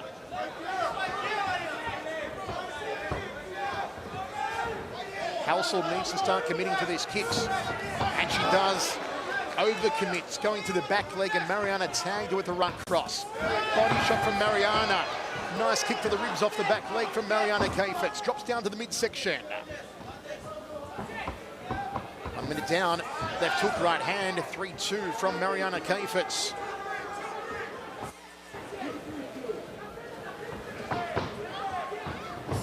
Halsall, who was forced to drop around 6 pounds yesterday. Kayfetz says she doesn't think it was going to affect the game tonight, but I have to, you know, really, I don't care how in shape you are, what happens, that does affect your game when you have to drop that amount of weight late in the game. Now, she was 20 pounds over 2 weeks ago, Frank. That's it. That's the real telling tale. Is like how much she had to lose over the last 2 weeks. And you know, if we get in the third round, let's see what happens with her abilities. She starts slowing down, and her techniques start falling apart, or she keep it all together. Nice. Bulk right hand there from Mariana Kayfetz. She's winning the striking contest. It's been all the striking contest for 1 minute 45 of this second round thus far. Overhand right from Kayfetz. Need a little bit more starch behind it. Thought about the left hook. Inside thigh kick from Halsall. But a head movement here from Molly Halsall. Backing up now. Left hook was caught on the gloves. Mariana gets out of the way of the overhand right. This time the right hand there did Mariana. Inside thigh kick missed the target. Outside thigh kick from Halsall. Time for Mariana Kayfetz to step up the work rate now. Throws a jab too. Got the right hand stuffed halfway through the technique. She's got a good ability, Halsall, to often step in and close down the punches. Does it again there, not allowing full extension of the right hand for Mariana. Nice left hook, just caught her on the side of the neck. Needed to turn the knuckles in a little more there, Halsall. Mariana slips, regains her composure. It looks like her ankles are hurt, and she keeps slipping on the balls of her feet right when that tape goes across her foot. Nice counter right hand down the tube from Mariana Kayfetz. Flicks the braids back, goes to the body. Gut muncher off the left hand. You see what Kayfetz is doing now. If you watch her eyes, folks, she's looking towards the legs of Halsall to try and lower Halsall's attention, and then strikes it at the jawline. Nice little trick of the Muay Thai fighter. Right hand, left hook, beautiful work, 2-3. Jab being the one of the boxer. Ooh, clash of right hands. It was Kayfetz who drew the short straw in that exchange. Goes to the back leg on the inside thigh as Halsall. Glancing right from Kayfetz. Mariana Kayfetz sticks the jab again. Halsall's tucking the brow nicely though. Chin to chest. Ooh, solid leg kick there from Halsall. Shin to shin. Usually always hurts the kicker more than the checker on those occasions. Wild looping left hand. As she's been prone to do. Nice right hand from Kayfetz. She's had more rights than Amnesty International, Mariana Kayfetz, and that was one of the best of the fight so far. High left round kick. How taste my feet, says Mariana Kayfetz. Kayfetz is starting to pick up her game. She found a little game, a little hole in Halsall's game. And the problem is that now Halsall's starting to bleed a little bit out of her nose. It's really starting to bother you. Watch about every 4 or 5 seconds. She goes up and wipes her nose off. Solid right hand again from Mariana Kayfetz. Halsall trying for a looping left. She's got to turn the knuckles in, got to pivot on the lead foot, far too open for that kind of technique. Good 1-2 from Kayfetz. Follow up right hand, missed the target. You're seeing what's happening right here, Michael, is the confidence on Kayfetz is overstepping Halsall's, and she's starting to get a little more hesitant with her punching. I still do see the danger, though, friends, that Kayfetz is carrying her chin a little high and dropping her hands. Got to be careful because Halsall does have some power if she connects. Good jab from Mariana. And again. End of the round. Come on, Frank, that's going to be Mariana's round this time. It'll take it to 1 round apiece, surely, on your scorecard. Maybe not. How are you scoring it, folks? Wherever you're watching live on HDNet, Michael Chavello, Frank Trigg with you, all part of XFC 14 from the UCF Arena. Another great show by John Prisco and the team at XFC. Nice right nice hand. punch, and then right to the right kick. She goes mainly right hand and right back to the right kick. She gets immediately into it and then starts stalking. Stays on the inside most of the time. Kayfus is getting a lot better with her hands. She got caught there just a little bit, but later on in the round, she starts throwing that jab out there to keep her off. Housel's having a real hard time now getting back inside, and every big major haymaker punch she's throwing is completely missing. Good boy, Frank. Good boy. 10-9 second round to Kayfus. Even round, 19 points apiece after 2, says Frank. A little bit of damage around the forehead with the nose there as well of Housel. Nothing too serious. And Kayfus ready to roll out of her corner. Looking to maintain her undefeated record here is Kayfus to go 4-0. Housel looking for career victory number 9. Third and final. Let's see if Housel can get that ball she wants. Good counter right hand again from Kayfus. Body shot from Housel, but you see once more she's connecting, slapping with the inside of the glove, not turning the knuckles in. You're not going to damage a liver or a rib cage with the inside of the glove. Oh, Mariana catches a short popping right hand, and blood now opened up out of the right nostril of Housel. Going to turn that top lip into a circus clown's. Kayfus is getting so much more confidence. She's going to step forward a little bit more, and Housel's really starting to worry a little bit. Every time she throws a big punch, she's getting countered. Kayfus cannot become complacent, though, here in the third round. Not get over-eager. And it's good to see Mariana Kayfus picking her shots, methodically walking down Housel, not overexerting herself. Overhand right again there from Housel. And just no real power behind these punches. She is valiant, though, Molly Housel. You've got to give her that. Every fight she's been in, she's always been competitive. As I said, she's taken on the very best female fighters. And here she is coming up against an up-and-comer who is really one to keep an eye on in years to come, in Mariana Kayfus. Overhand right just clips her on the jawline. That nose is causing problems here for Housel, breathing all through her mouth at the moment. You can hear the big gasp through air. Takes the lead leg out of the way, Kayfus. She's showing more control than an episode of Get Smart. Is Mariana Kayfus. Throws the right, then a short left. This is Kayfus here in the final round. And this is where Housel has to put her foot down, Frank, has to just charge in, go for it, try and connect to the jawline. That's all she can do at the moment. She's got to get in and try and get a big dump on her real quick. Now with the blood coming out of her nose, and you can see her body language, her confidence is starting to drop off a little bit. If she doesn't get this tide turned right now, Kayfus will get overwhelmed for the next 3 minutes. Mariana working her jab well. Molly goes to the body. That blood-splattered face of Housel. Wild overhand right. She's looking for the Hail Mary shot. Good stiff left to the schnoggin. That was a nice combination. Outside flank, he gets countered with the right hand. That is perfect timing by Mariana Kayfus. She shouldn't be the Prussian Russian with timing like that. She should be the Swiss, Prussian Swiss. Yeah, it doesn't quite sound right. Inside high kick, nice takedown from Kayfus. That was superb. That was great timing, jeez. I mean, never anticipated that happening at all. I mean, perfect position, immediately ends up in half. Now she's got to move. She still has plenty of time to go ahead and get a submission right here. Inside half guard, Mariana Kayfus in control. Final seconds of the final round. She's looking for a head and arm triangle. She's getting that head pinned down to the canvas. She's trying to get that elbow worked up. Where does Housel go from here, Frank? Housel's got to keep turning her hips out. She's got to get her left hip on the canvas. Get herself back in the fold. Oh, she gave herself the hat. Kayfus got some good GMP in there. Allows Housel back to her feet. 1 minute 30 remaining.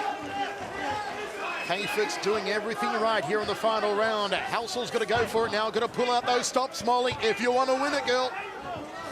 Jab.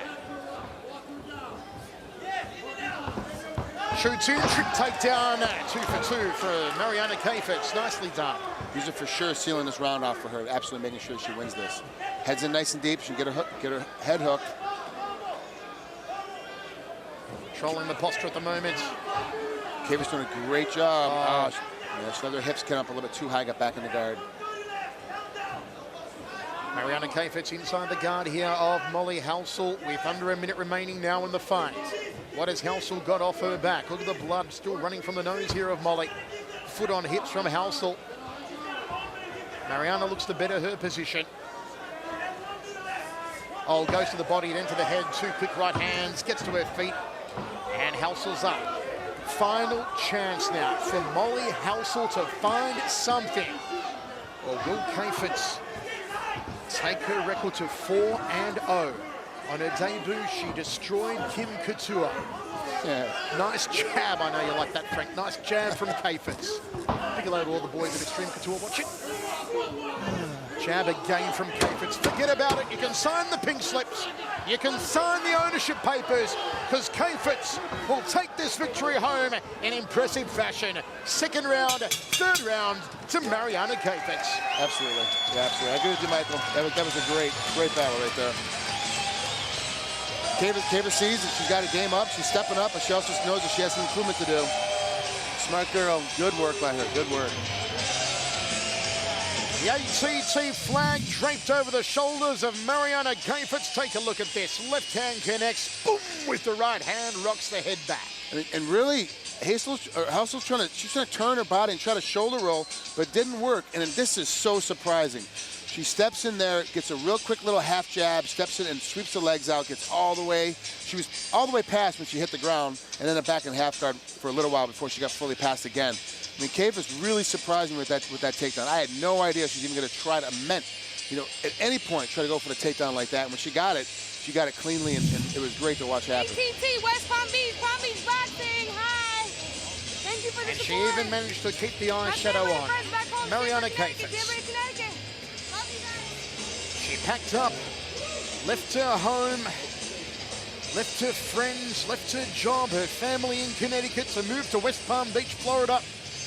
Training full-time with ATT for the last 3 weeks, and it's paid off here tonight. She will continue undefeated. She is one of the finest rising MMA stars to keep an eye on, Mariana Kayfitz. You're going to hear a lot more about her. Molly Halsel always comes to fight, is a very hard woman to finish.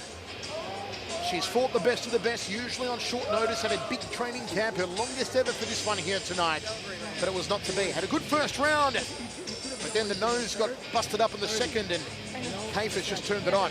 Let's go up to Christopher James.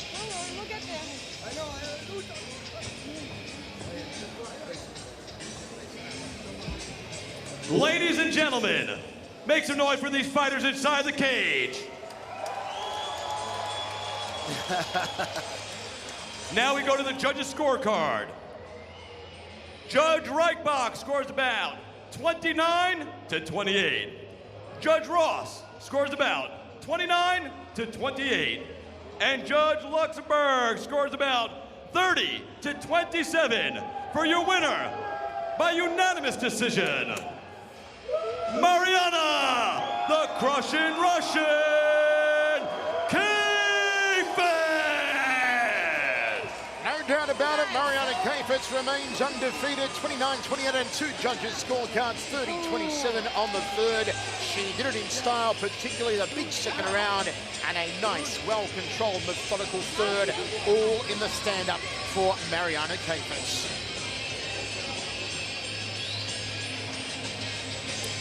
No other MMA fighter has a history of bouncing back from losses like former world champion Jamie Varner.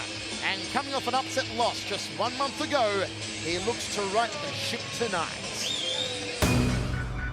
Time for Jamie Varner to show what direction he wants to go in. He says if he doesn't win here tonight, he doesn't deserve to be a full-time fighter.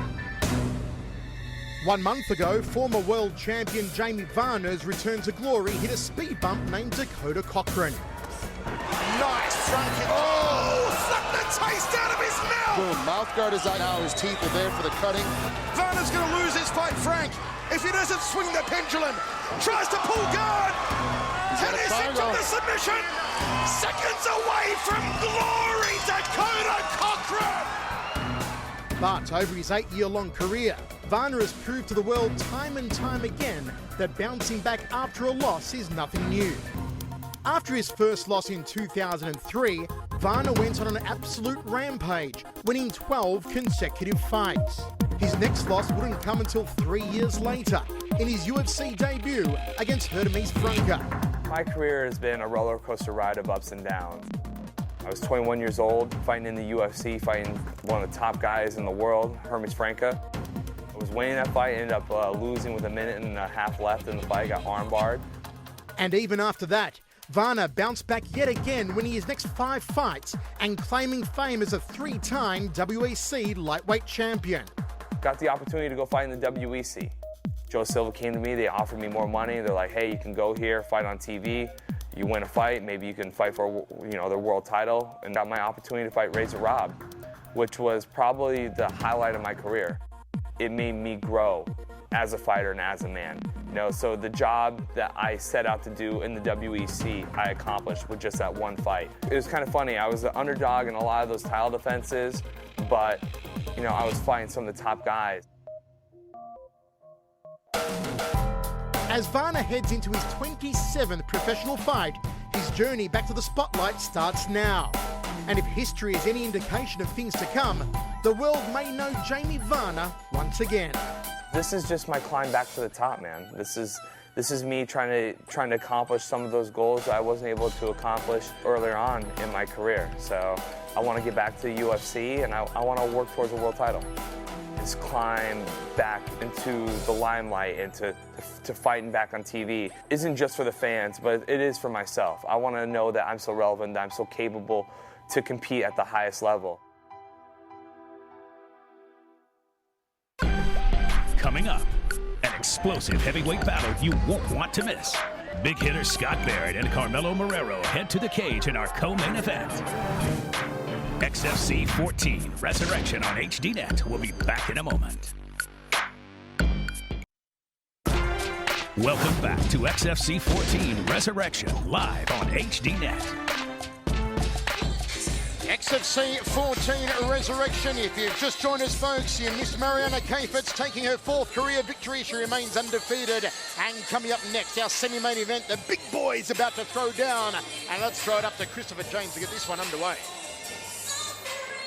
Ladies and gentlemen, welcome back, and here we go with our co-main event of the evening. Right now, joining us in the cage from the blue corner, Carmelo Marrero.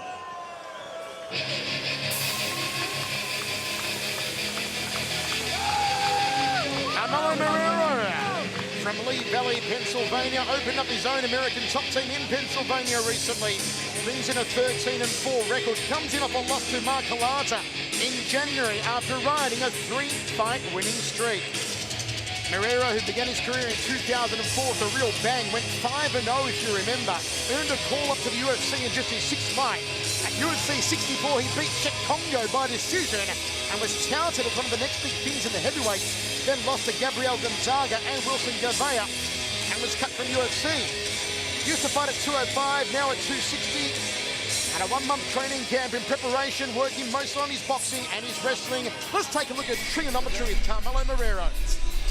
I've known Carmelo for a long time. He's a great wrestler. He does this little thing where he throws that little weak jab out there to get you to think that he's going to shoot, and he throws a big overhand right. He does it probably 3 or 4 times every fight. I mean, it's one of his telltale signatures, because when he gets in this position, he wants to bury and put you down. We kind of saw this when Matt Hughes fought Josh Koscheck. This is one of those deals when you get it on the side, you come up underneath, but Carmelo's one of those guys that once he gets in there, he'll immediately go for a takedown if he loses the position. I'm surprised you actually said the name Matt Hughes without dropping at the mouth and steam coming out of your ears. Well, he's one of the best welterweight champions of all time. Nothing I can do about it. Carmelo in the ring. This is going to be interesting. Christopher James, let's bring out the man with no neck. And now joining us in the arena from the red corner, Scott Barrett. Frank, got to ask you here, both these guys know each other well. They've trained together in the same camps in the past. Both of them have trained with Todd Duffy extensively, hence Todd is in neither of their corner here tonight. Does that mean we are going to get them beating up on each other, or may they take a step back and have too much respect as friends? You know, both these guys are wrestlers, so I'm going to think that they're going to think like I do, where I've had to train with guys that I had to beat in the semifinals in major tournaments to make the Olympic team and make the world team. These guys got to fight. This is what they do, so hopefully tonight they bring it, and they're not going to try to hurt each other, but if they get a chance to finish the fight, they're going to definitely try to finish each other. Scott Barrett's 12-2, a massive 10 knockouts, all 10 of those coming in the first round. And let's take a look at some trigonometry again on the man without a neck. He's got a huge neck. It's all head. He does a great job here. See how he keeps his elbow nice and high on the right side? He always uses that elbow to steer the body down and end up what we call a seat belt. He's wrapped around it. Now watch, he does it again right here. Any time he has to pick you up in the air, he's going to use his right arm as a steering wheel to steer you where he wants you to go. He's so short, but so strong. He's like a fire plug that once he gets you down to the ground, he's pretty much able to do whatever he wants to once he gets on top of you. Look how they stack up here. 13-4 versus 12-2. 30 versus 27 in age. Both men 6 foot even. More beef than a cattle ranch. 254.8. Marrero 264.8 of Barrett. This one is going to be a corker. Our experts fight gauge, striking even, ground game Carmelo, speed even, strength there like 2 oxes, endurance goes the way of the human refrigerator, Scott Barrett. All right, I'm excited about this one. There's Barrett, there's Marrero, and here's Christopher James. Ladies and gentlemen, here we go right now with our co-main event of the evening. This fight is being brought to you tonight by worldofsupplements.com, your internet supplement superstore, worldofsupplements.com. Check them out. And this fight is being contested tonight in the XFC heavyweight division. In the blue corner, this man's fighting style is boxing. He stands 6 feet 2 inches tall, and he weighed in at 254.8 pounds. He brings into the cage a professional record of 13 wins and 4 defeats. Representing American top team from Lehigh Valley, Pennsylvania, Carmelo Marrero.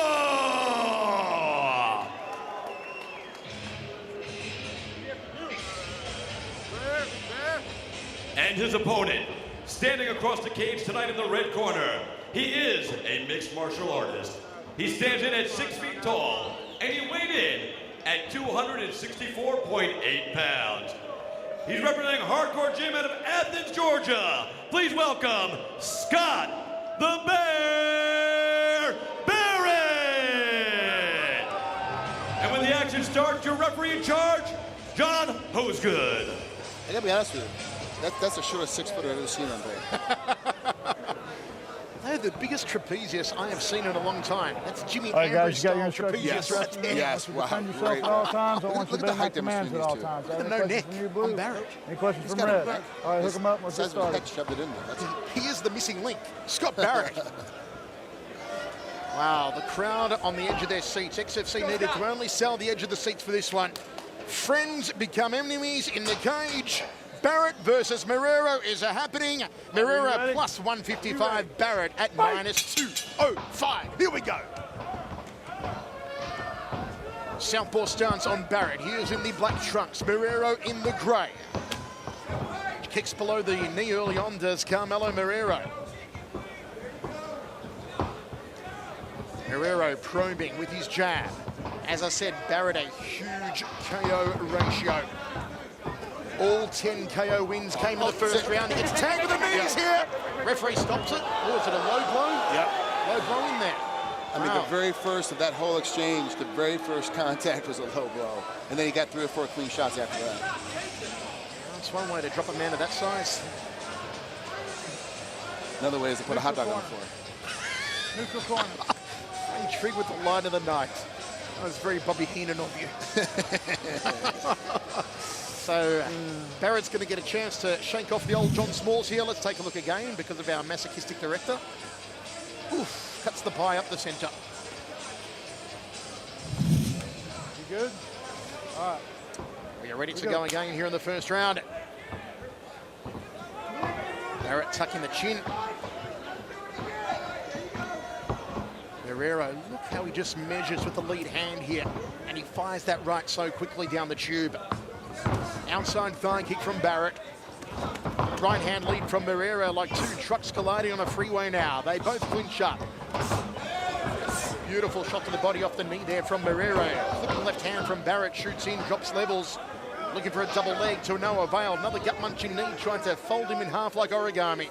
And they clinched up against the cage. Interesting start from these 2 behemoths, Frank. Yeah, Marrero's not looking to be a friend here at all. He's already thrown 3 real heavy knees to the head, really trying to get inside of the body. Now, hopefully Barrett does the exact same thing, but Right now, he kind of seems he has that dirty boxing style that he's trying to always implement, but he's not as rough as he usually is with most of his other opponents. Calls for the knee from Marrero's corner, but it's Barrett that gets it off the right leg at the moment, holding onto the cage. Referee looks at it, gives him the evil eye, so Barrett gives up on it. Marrero trying to work another knee to the midsection as Barrett just thumps him to the side of the head. Now they break off. Barrett drifts back towards center cage. Marrero, double right hand. Barrett leads with his left, that being the cross of the southpaw. Marrero's got the right idea by throwing the right up the tube. Southpaws don't like the straight right hand. And they break off. A little bit of swelling already under the right eye here of Carmelo Marrero. Clipping right from Barrett. Marrero's got the hand speed, Frank. Absolutely. Barrett seems to have a bit more power in his. Yeah, Marrero's way faster with his hands, way faster. It's not even, same comparison. And you're right, Barrett though has the power, and he only hit Carmelo one time and already swelled his eye a little bit. Knee from the Muay Thai clinch here for Barrett. Misses the target, breaks off now. Oh, clipping right hand from Barrett. Double shot to the chin. Almost knocked the 3-day stubble off. Every time Barrett gets hit, he immediately steps inside and ties it up so he doesn't get hit anymore, which I don't think is very smart with Marrero because he's got so much strength. He needs to go ahead and just keep hitting Marrero to the body to the chin. This is letting Carmelo rest right here. Leave him against the cage. He's not in any danger. It's hard work, Frank, when you're 254 pounds. Carmelo probing again, measuring with the lead hand to set up the right cross. Look out for it when he gets in range. There it goes, it's a lead punch. Nicely done from Carmelo. Far too quick here for Barrett. Barrett forces him against the cage. Can he throw it into the midsection from here? The big bear, the human refrigerator. Boom, he does indeed to the upper left rib cage. Clipping right hand to the side of the jaw. Just leaning on him here, Barrett. 264.8 pounds. Barrett's doing a good job of using his chin to keep him up straight and unable to move his hips around. He gets the head underneath that chin. Nice jab. Jab 2 from Carmelo. Follows through with the right hand again up the tube. Stiff jab from Carmelo. Weaves underneath the double right hooks here of Barrett. Barrett clinches up with him now. You can hear Carmelo's corner calling for the knee. So too the corner of Scott Barrett. And some drunken egg behind me just called for an armbar. How? Only in Orlando. No, it pretty much happens everywhere we go. Okay. Jab from Carmelo. Oh, Barrett eats a right hand. That right eye is squinting heavily here on Barrett. He maybe get a thumb to the eye, I'm wondering. He keeps closing it shut very heavily.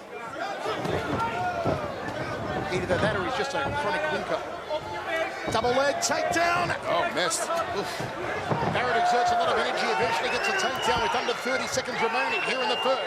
The two big men on the canvas. That could be the deciding factor of this round. I mean, it was so close up to that point. All of a sudden, he gets the one takedown, the one deciding factor. That puts him up on the scorecards. The man with the mallet strikes the table, almost splits it in half. Final 10 seconds of the round. A couple of short elbows, a bit of a forearm there from Barrett. And the man with the mallet strikes the bell, and I am deaf. Into the first round of action, blood over the right eye. We'll try and get a shot of it between rounds here of the bear, Scott Barrett. That is not a good sign early on. Well, I like the way that Carmelo is setting up this beautiful straight right hand every time with the jab. Oh, there's the right to the eye. Yep, cuts that right over the eye. Cut him on a little bit. That's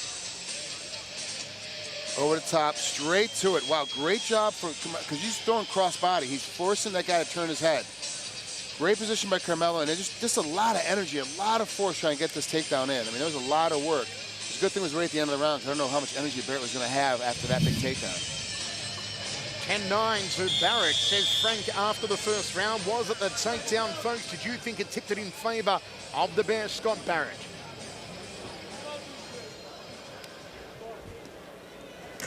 The necklace one just nods to his corner, gives me a wink. It's not quite as hot as when Mariana Kafitz winks at me, Frank, but I'll take it. Second round of action. They touch gloves. I'm jealous of him winking at you. I don't care who it is. Look at Carmelo again, measuring with that left hand. And there's the short right.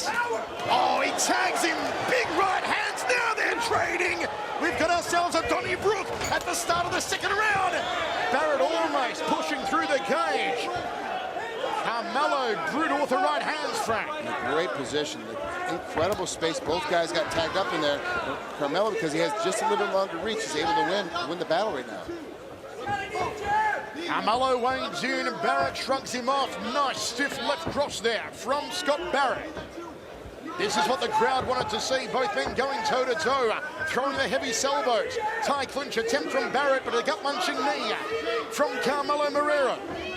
Ooh, almost in front of our commentary position. They almost spilled through there, Frank. A little bit dangerous. I'm throwing Andrew Simon in front of us for salvation if they come through. Gut-munching knee again from Marrero. Referee Hosegood keeps a close eye on it, making sure they're both working. Good inside knee there from Carmelo. Barrett should maybe break free here and try and get a quick shot off. Nice knees to the thigh again from Carmelo. Oh, nice adjustment by Carmelo. Great position to get off the cage. Carmelo is quick. Just resets himself, fires an overhand right. Probably the sloppiest punch of the fight so far from Carmelo. Jams from Barrett, then throws the left cross. Uppercut, nicely done from Barrett at a high knee. Drops down, looking for a takedown, couldn't get it. That was a beautiful uppercut, trying to put the chin through the top of the head. Carmelo now at the tie clinch, throws a knee. Much better second round here than the first, Frank. I love it. A lot more action. Now we're going to stop the action. Is it a groin strike for Carmelo? Yes, sir. The Bear returns the favour.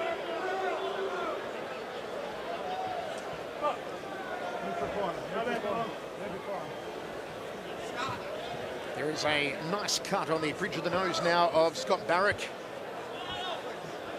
Get some instructions from his corner. Carmelo gets some from his as he... Scott, I need to see some moves. Tries to Scott, I need to see... shake the little mellows back into place.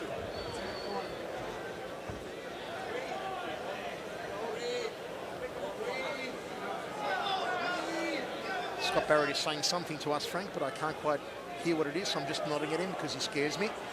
I'm being polite. As Carmelo squats down and gets up. And the old Jets crackers look like they're back in place. Jets crackers? It's an Australian thing. Jets we are back underway. Second round. Jab from Carmelo. Goes to the body. Oh, nice right hand, turned it in well. Throws a knee to the stomach. Oh, he looked for an overhand elbow there, did Carmelo. Missed the target. Good right hand again between the eyes. Looks to pull the head down for the meet and greet.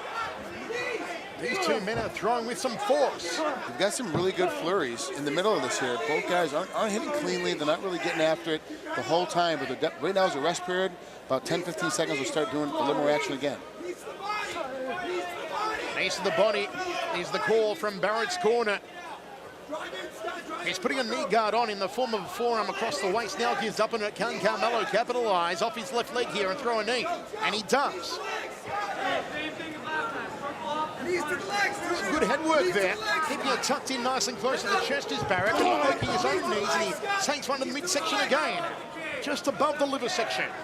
They're in a great position, but they're just not moving. They're staying, leaning against each other, staying on the cage. Carmelo's got to take a hip, step to the outside, and get the pressure off him. And Barrett's got to step to the angle and start throwing more punches because he's just not getting anything done from a straight shot. Break. And the referee calls break with 1 minute 35 on the clock here in the second round. Right hand lead from Carmelo. Barrett flinching and punching. A little bit of Bob Sapp styling, but he gets caught with a cracking right hand. Barrett comes forward, the refrigerator with the right of his own. And Carmelo locks up the left arm. Nice knee from Barrett. Carmelo drops for a single, didn't take it. In front of our commentary position again. Barrett nods, plods forward. Flipping right hand, overhand elbow from Carmelo. Tie clinch here from Barrett. Can he get the knee off? No, it's Carmelo that does.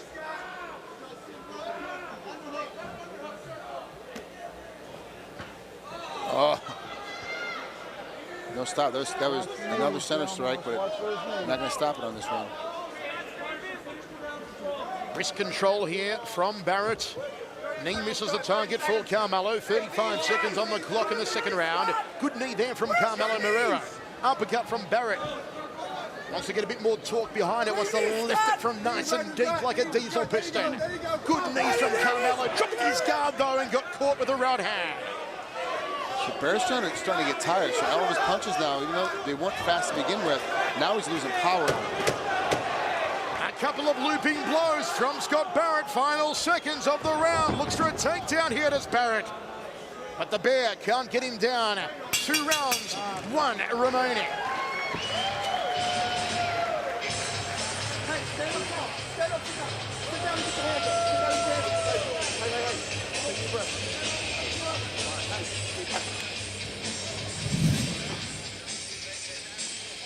Here it comes. They finally get swinging forward, but the whole time Barrett's coming in. His chin is just a little bit lower, which is the reason why he's surviving. Not to mention his head is the size of Vegeta's. But he's able to step in and keep stepping through it and hit it hard and heavy. And this reminded me of Don Fry in the corner with that one guy. Just kept sitting there throwing each other back and forth, back and forth. And that is just an incredible exchange, but neither guy now has the power to finish the other one off. They feel like they're right there on the table. They feel like they're right there in the space, but they're not going to be able to finish it. 2 rounds down, 1 remaining. 10-9 second round for Carmelo Marrero. Has it an even fight after 2 on Frank's fight card. How are you scoring it, folks? Live on HDNet. Hope you're enjoying all the action. XFC 14. Cut under the left eye of Marrero. Cut between the eyes, bridge of the nose of Barrett. Great friends, great sportsmen, but letting it all fly here in the cage. And I was really concerned about that coming in. I know these guys are really close friends. I thought maybe they would pull back, but they're not pulling back. This is how these guys would fight anybody else as well. Marrero again, gauging his distance with that lead hand. He's loading that right hand, Scott!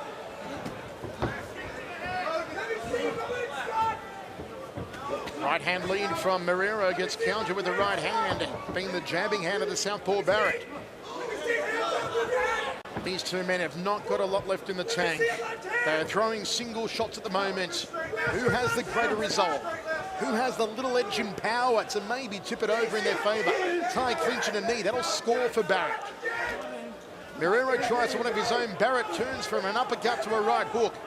And blood now on the side of the nose, streaming from under the eye also of Marrero. Can Barrett expose that cut?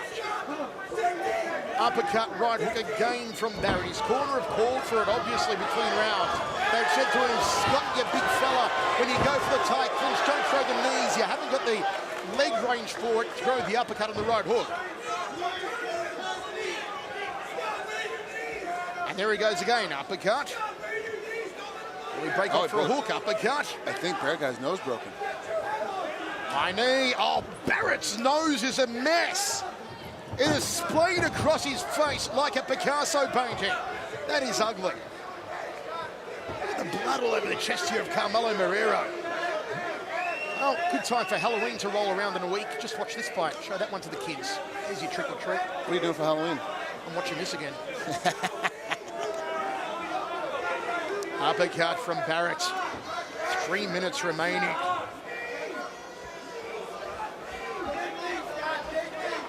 Body shot from Barrett. Has he got anything left here?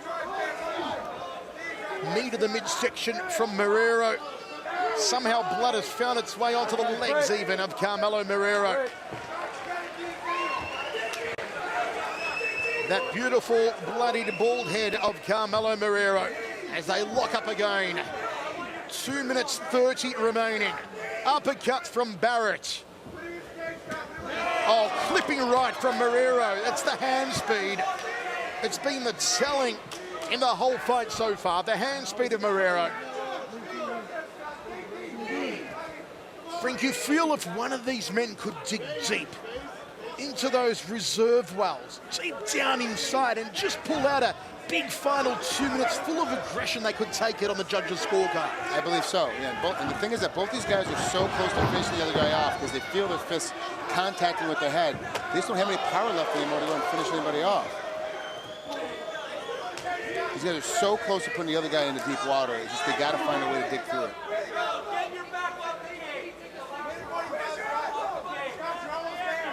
Ties up their wrist here. Chance for a crossing elbow, but Barrett doesn't see it. Eats another knee.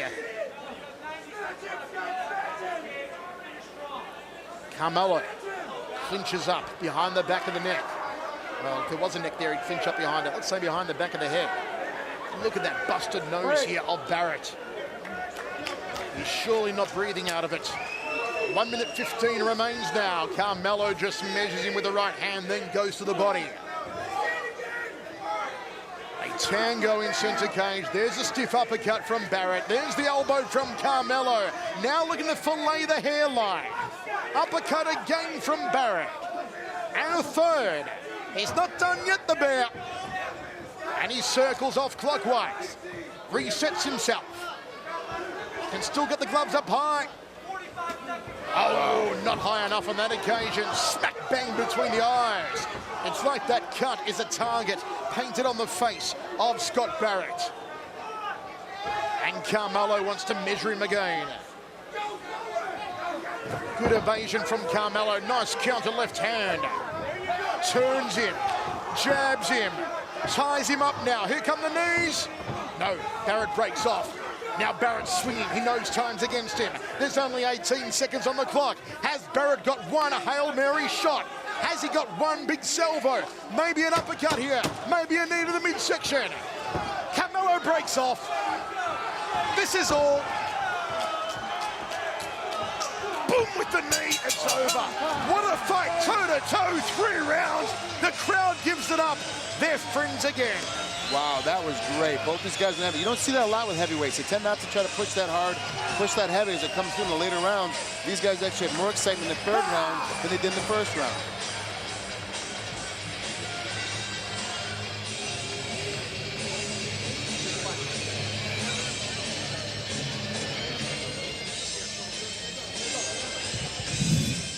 Take a look at this. Both men trading in the 3rd and final round. See the blood just splatter against the knee there of Carmelo. Wow. Carmelo, he's always looking for these big elbows. Carmelo does on the inside. He gets them nice and tight. And look at these little, just little bangs right in here. Both guys are getting hit solid. Both guys getting heavy, but just not enough power from either one to put the other guy down. Man, that was crazy, but great sportsmanship at the end. You know that mouth guard is actually pink of Barrett, and it's turned full red now. It's crazy blood from the nose and the mouth. Where were your knees? Cheek, forehead, all over the shop. Where were your knees? Carmelo should take this one. Look at the damage under that left eye. See if we can get a good shot of that cut under the eye of Carmelo if he stands up here. It's a keeper. Hey, we need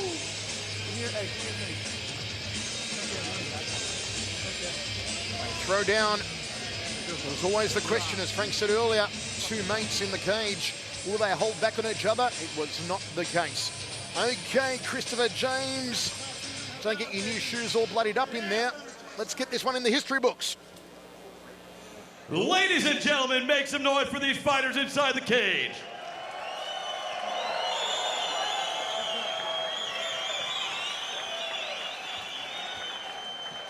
Two great friends going at it tonight inside the cage. Let's go to the judges' scorecard. All 3 judges score this bout 30-27 for your winner by unanimous decision, Carmelo Marrero. Marrero does it again. 13-4 coming in. 14-4 now for Carmelo. He is back in a big way. And that was a nice effort. Fantastic. 2 mates again. They'll go out and have a drink after this. As will we, because it has been an action-packed night still with 1 fight remaining on the card, folks. The big one, ladies love Nate Jolly.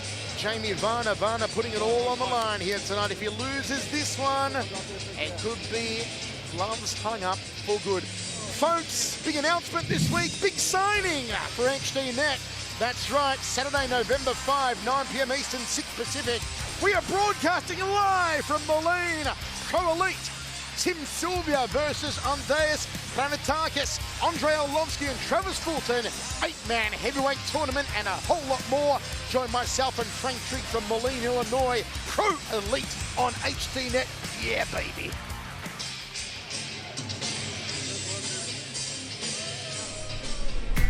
Up next, it's our main event. Former 3-time WEC lightweight champion Jamie Varner and rising star Ladies Love Nate Jolly go to war. XFC 14 Resurrection on HDNet. We'll be right back. Welcome back to the UCF Arena in Orlando, Florida. Michael Chavello, Frank Trigg with you. Cage side, XFC 14 has been happening. Now it is time for the much anticipated main event. Ladies Love Nate Jolly looks to pull off an upset against Jamie Varner. As we said, Frank, should Varner lose here tonight after tweeting last time that he lost to Dakota Cochran that he was retiring, but contracted to this fight, it really would be gloves hung up for Varner should he lose here tonight. I would think so. You know, there's nothing wrong. There's no shame in it. The man's a former world champion. He's a guy that's battled. He's been in the heat of the battle against the best guys in the world. And if tonight's the night that he decides to hang it up on a loss, and that's totally fine to go ahead and do it. Okay, folks, let's take a closer look now. Nate Jolly, Jamie Varner, the main event of XFC 14. Can Varner do it? There it is. This could be over right here.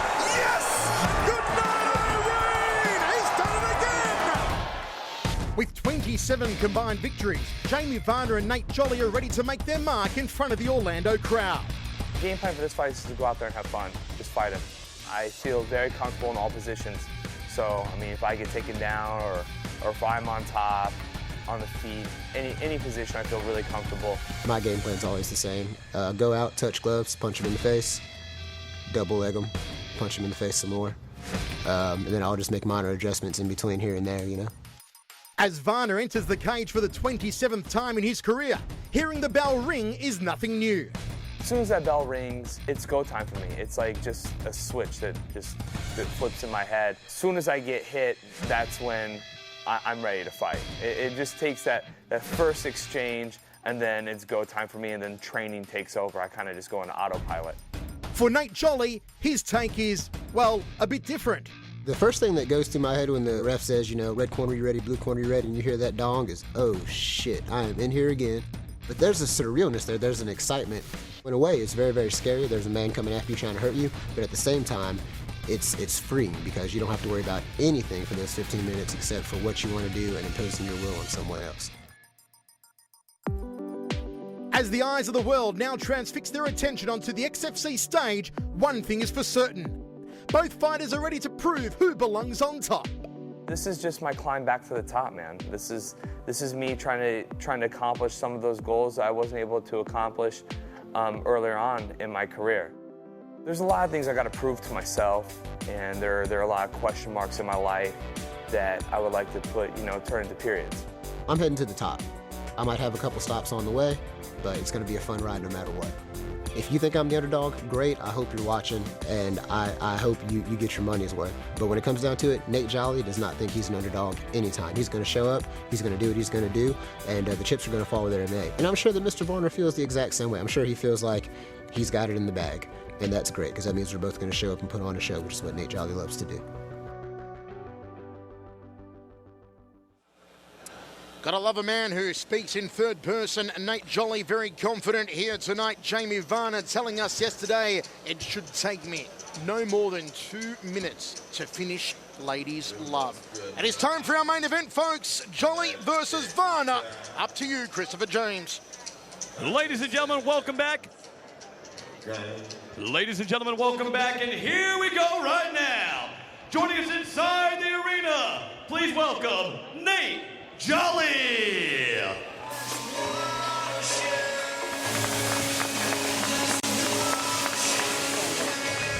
A man they call Ladies Love. It comes off his longest training camp ever.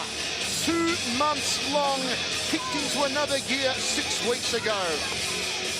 He did a lot of weightlifting. Says he hasn't lifted weights since college. Did a lot of footwork, worked on his reaction time. He feels that he'll be faster than Jamie Varner, faster than he's ever been.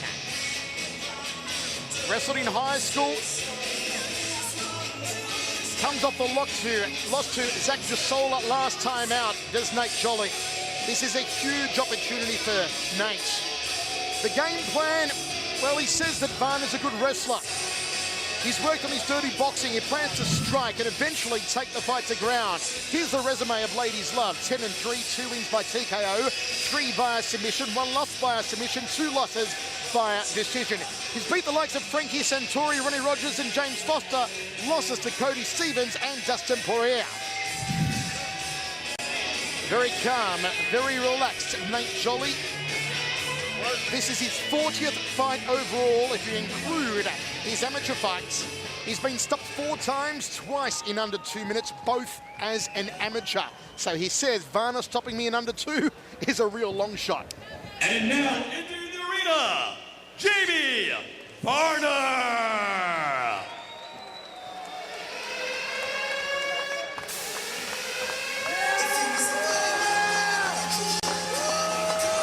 Jamie Varner, who took just a week off after the Dakota Cochran fight from cuts and stitches, then returned to training.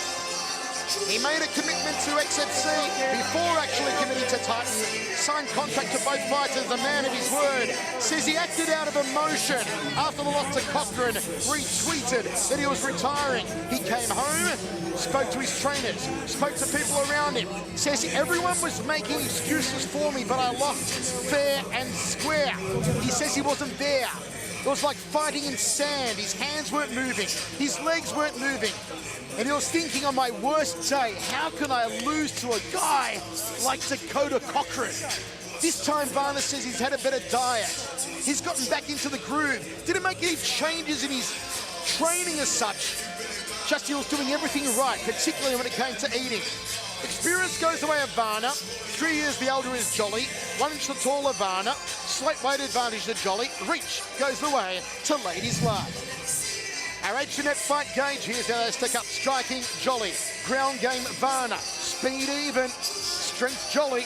Endurance, Jamie Varner. You know Varner is like a sponge. He can absorb enormous punishment.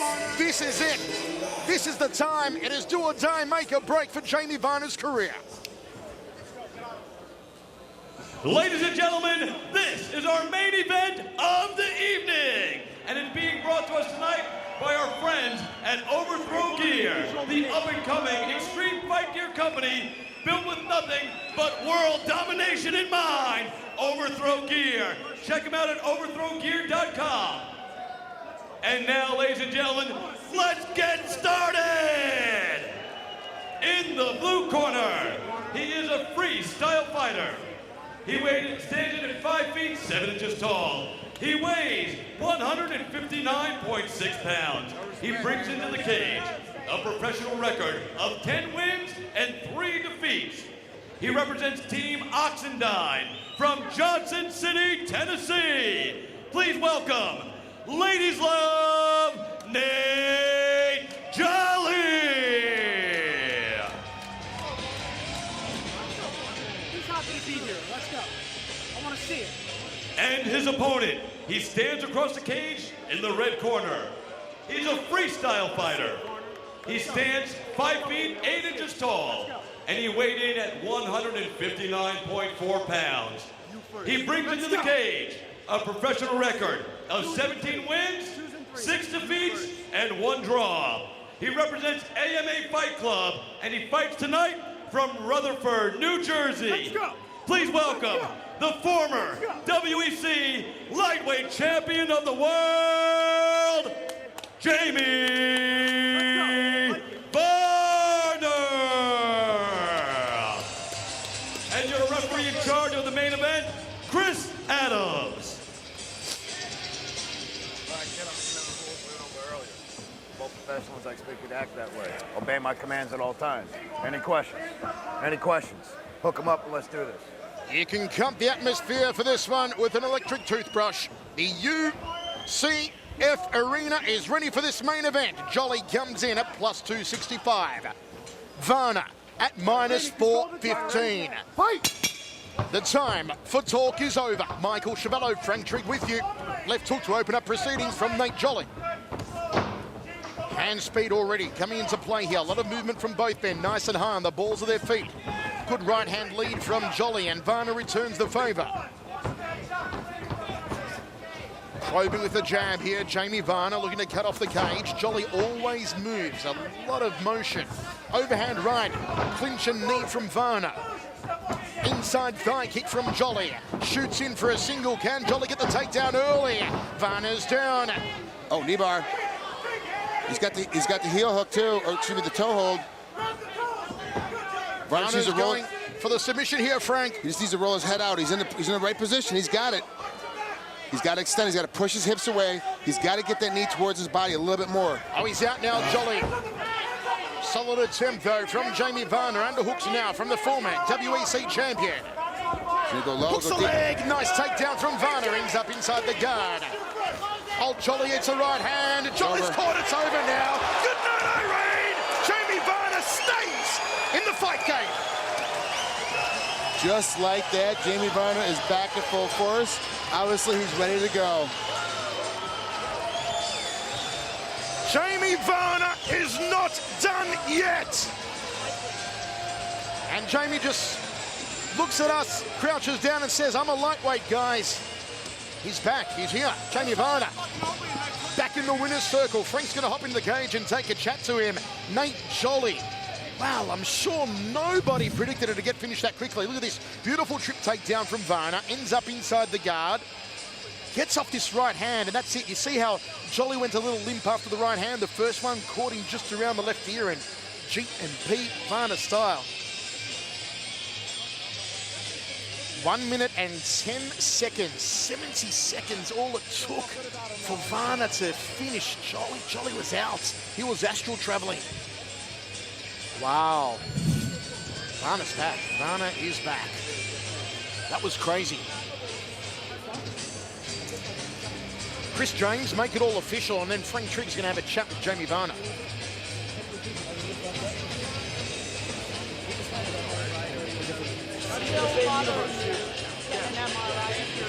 Look at me, look at me. Ladies and gentlemen, your winner at 1 minute and 9 seconds of the first round. Winner at TKO due to strikes. Make some noise for Jamie Varner!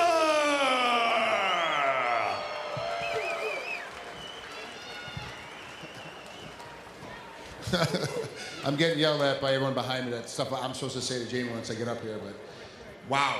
Screw everybody else. What the hell? Last time I saw you, you walked out of the cage, we didn't get the interview because you lost. You went home, you tweeted, I'm gonna retire. Today we basically said, if you didn't win this fight, no disrespect, but time to hang up the fight. You were a guy that's beat everybody you ever faced. You fought some of the best guys in the weight class. You kind of hit a rough patch, and now the rough patch is gone. What the hell happened in the last couple of weeks? You know what? I definitely realized I'm a lightweight and not a welterweight. I think that's huge. I was a little lazy, just didn't feel like cutting the weight, but my home is at lightweight, and you know what? If it wasn't for the guys standing behind me, Mike Constantino, Gamma Labs, my manager Oren Hodak, those were the people that really believed in me when I didn't even believe in myself. So, Mom, I love you, and my little brother, I'm gonna be an uncle soon, so Lee Varner, I love you, buddy. All right, Jim, let's take us through the end of the fight right here on the monitor in front of us. Let's go ahead and take a look at how the end worked out for us. Walk us through it real quick. Just a wrestling body lock, sucked in the hip, stepped to the side, took him down, ended up in the guard. Honestly, I felt like, I know he wanted to be on top, so if I put him on his back, but it looks like I caught him with that first right hand, and I saw his eyes roll in the back of his head. I'm like, oh, this is over. So just let the punches rain until the ref stopped it. Well, it was a great job, and obviously you've been revitalized your career over there in New Jersey. I hate to say it, being from New York, it makes me upset. Like I said, you actually got better in Jersey. At AMA Fight Club, I mean, it's really done a great job for you, and I'm really impressed how you come out. Orlando, you have now seen the resurgence of Jamie Varner. Let's hear it. Thank you guys so much. Resurgent indeed. Jamie Varner is not done yet in his mixed martial arts career. Who will be next in line for Varner? Will he maybe ask Joe Kelly of Titan for a rematch with Dakota Cochran? Mikey Gomez also there celebrating. What a night for Mikey Gomez. Earlier on, we saw him with a wicked submission on the very same day where this morning, very sadly, his father passed away. An emotional night indeed for Mikey Gomez. Folks, what a night it's been here at XFC 14. Let's take you through the card again. We kicked off with the mulatto mauler, John Marlowe against Bruce the Noose Connors. Maybe some ring rust on Connors. It's been more than a year since he stepped into the cage, and Marlowe was just in control from the opening bell, particularly of the stand-up, the newfound boxing skills, good head movement, getting on the outside of Connors' right cross time and time again. Marlowe claiming his 13th career victory. Mike Bernhard began explosively against Mikey Gomez in the second fight on our card. Gomez came in 11-8, Bernhard at 9-3. It was all Bernhard with his height, his reach, his succulent striking in the early get-go. But then Mikey Gomez turned it around, especially in the second round, popping the right hand to the forehead of El Gringo Diablo. And you'll see soon, locking on a submission in the second round for Gomez to take the victory. His father passing away this morning. This fight dedicated to the late Mr. Gomez.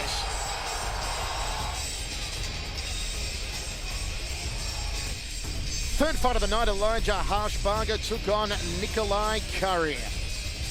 And Nikolai went through him like a nice spicy hot curry does. Beautiful work from Curry.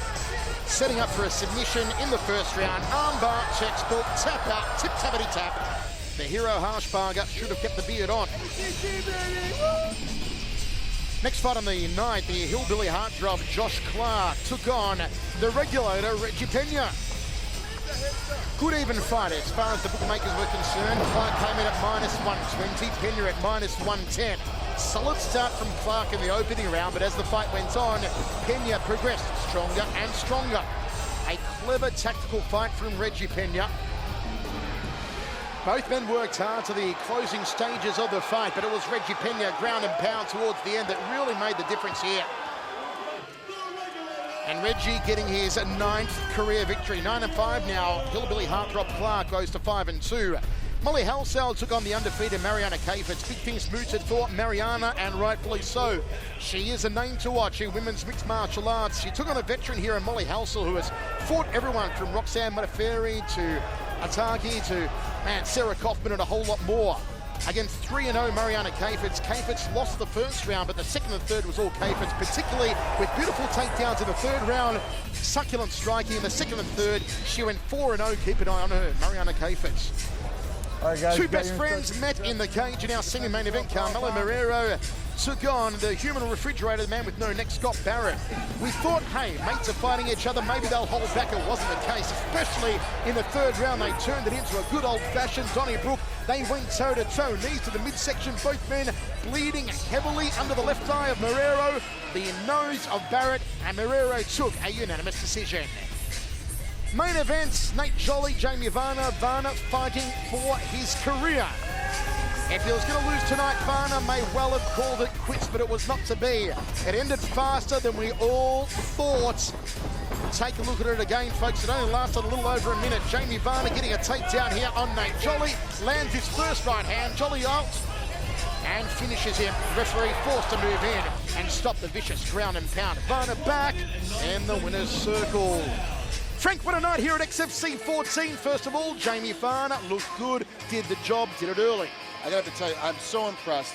We saw him retire, unretire, and come back and win decisively. Jamie Varner's back. Mark my words, he's better at lightweight. He's definitely going to be a force to reckon with. Also taking a look at Mariana Kafitz. She really is one to watch in the female fights. Yeah, she's really surprised me. She got beat the first round, came back and survived, got through, won the second and third round, and wins decisively.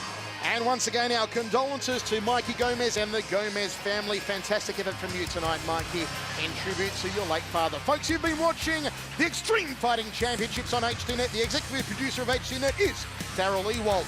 Director Hank Leaner, technical director Jason Disney World Vaughan. Features producer, editor Mike Ricci, production manager Chris Markwell, production assistant Amy Vaughan, HDNet remote engineering Dan Neighbours and Lonnie Thomas. Graphics by Mikey Boyd, audio by Doug Deans. Our birthday boy, Adam Swift, happy birthday, manager of Marketing Alliances. The CEO of HDNet Fights is Andrew Simon. Check him out on Twitter at AndrewHDNet. Check out his photo on Facebook as well. He wanted to tell you that. for my broadcast partner, Frank Trigg. I'm the voice, Michael Chavello, saying so long from Orlando. I'll see you at Pro Elite in a couple of weeks' time in Moline. Until then, see you later.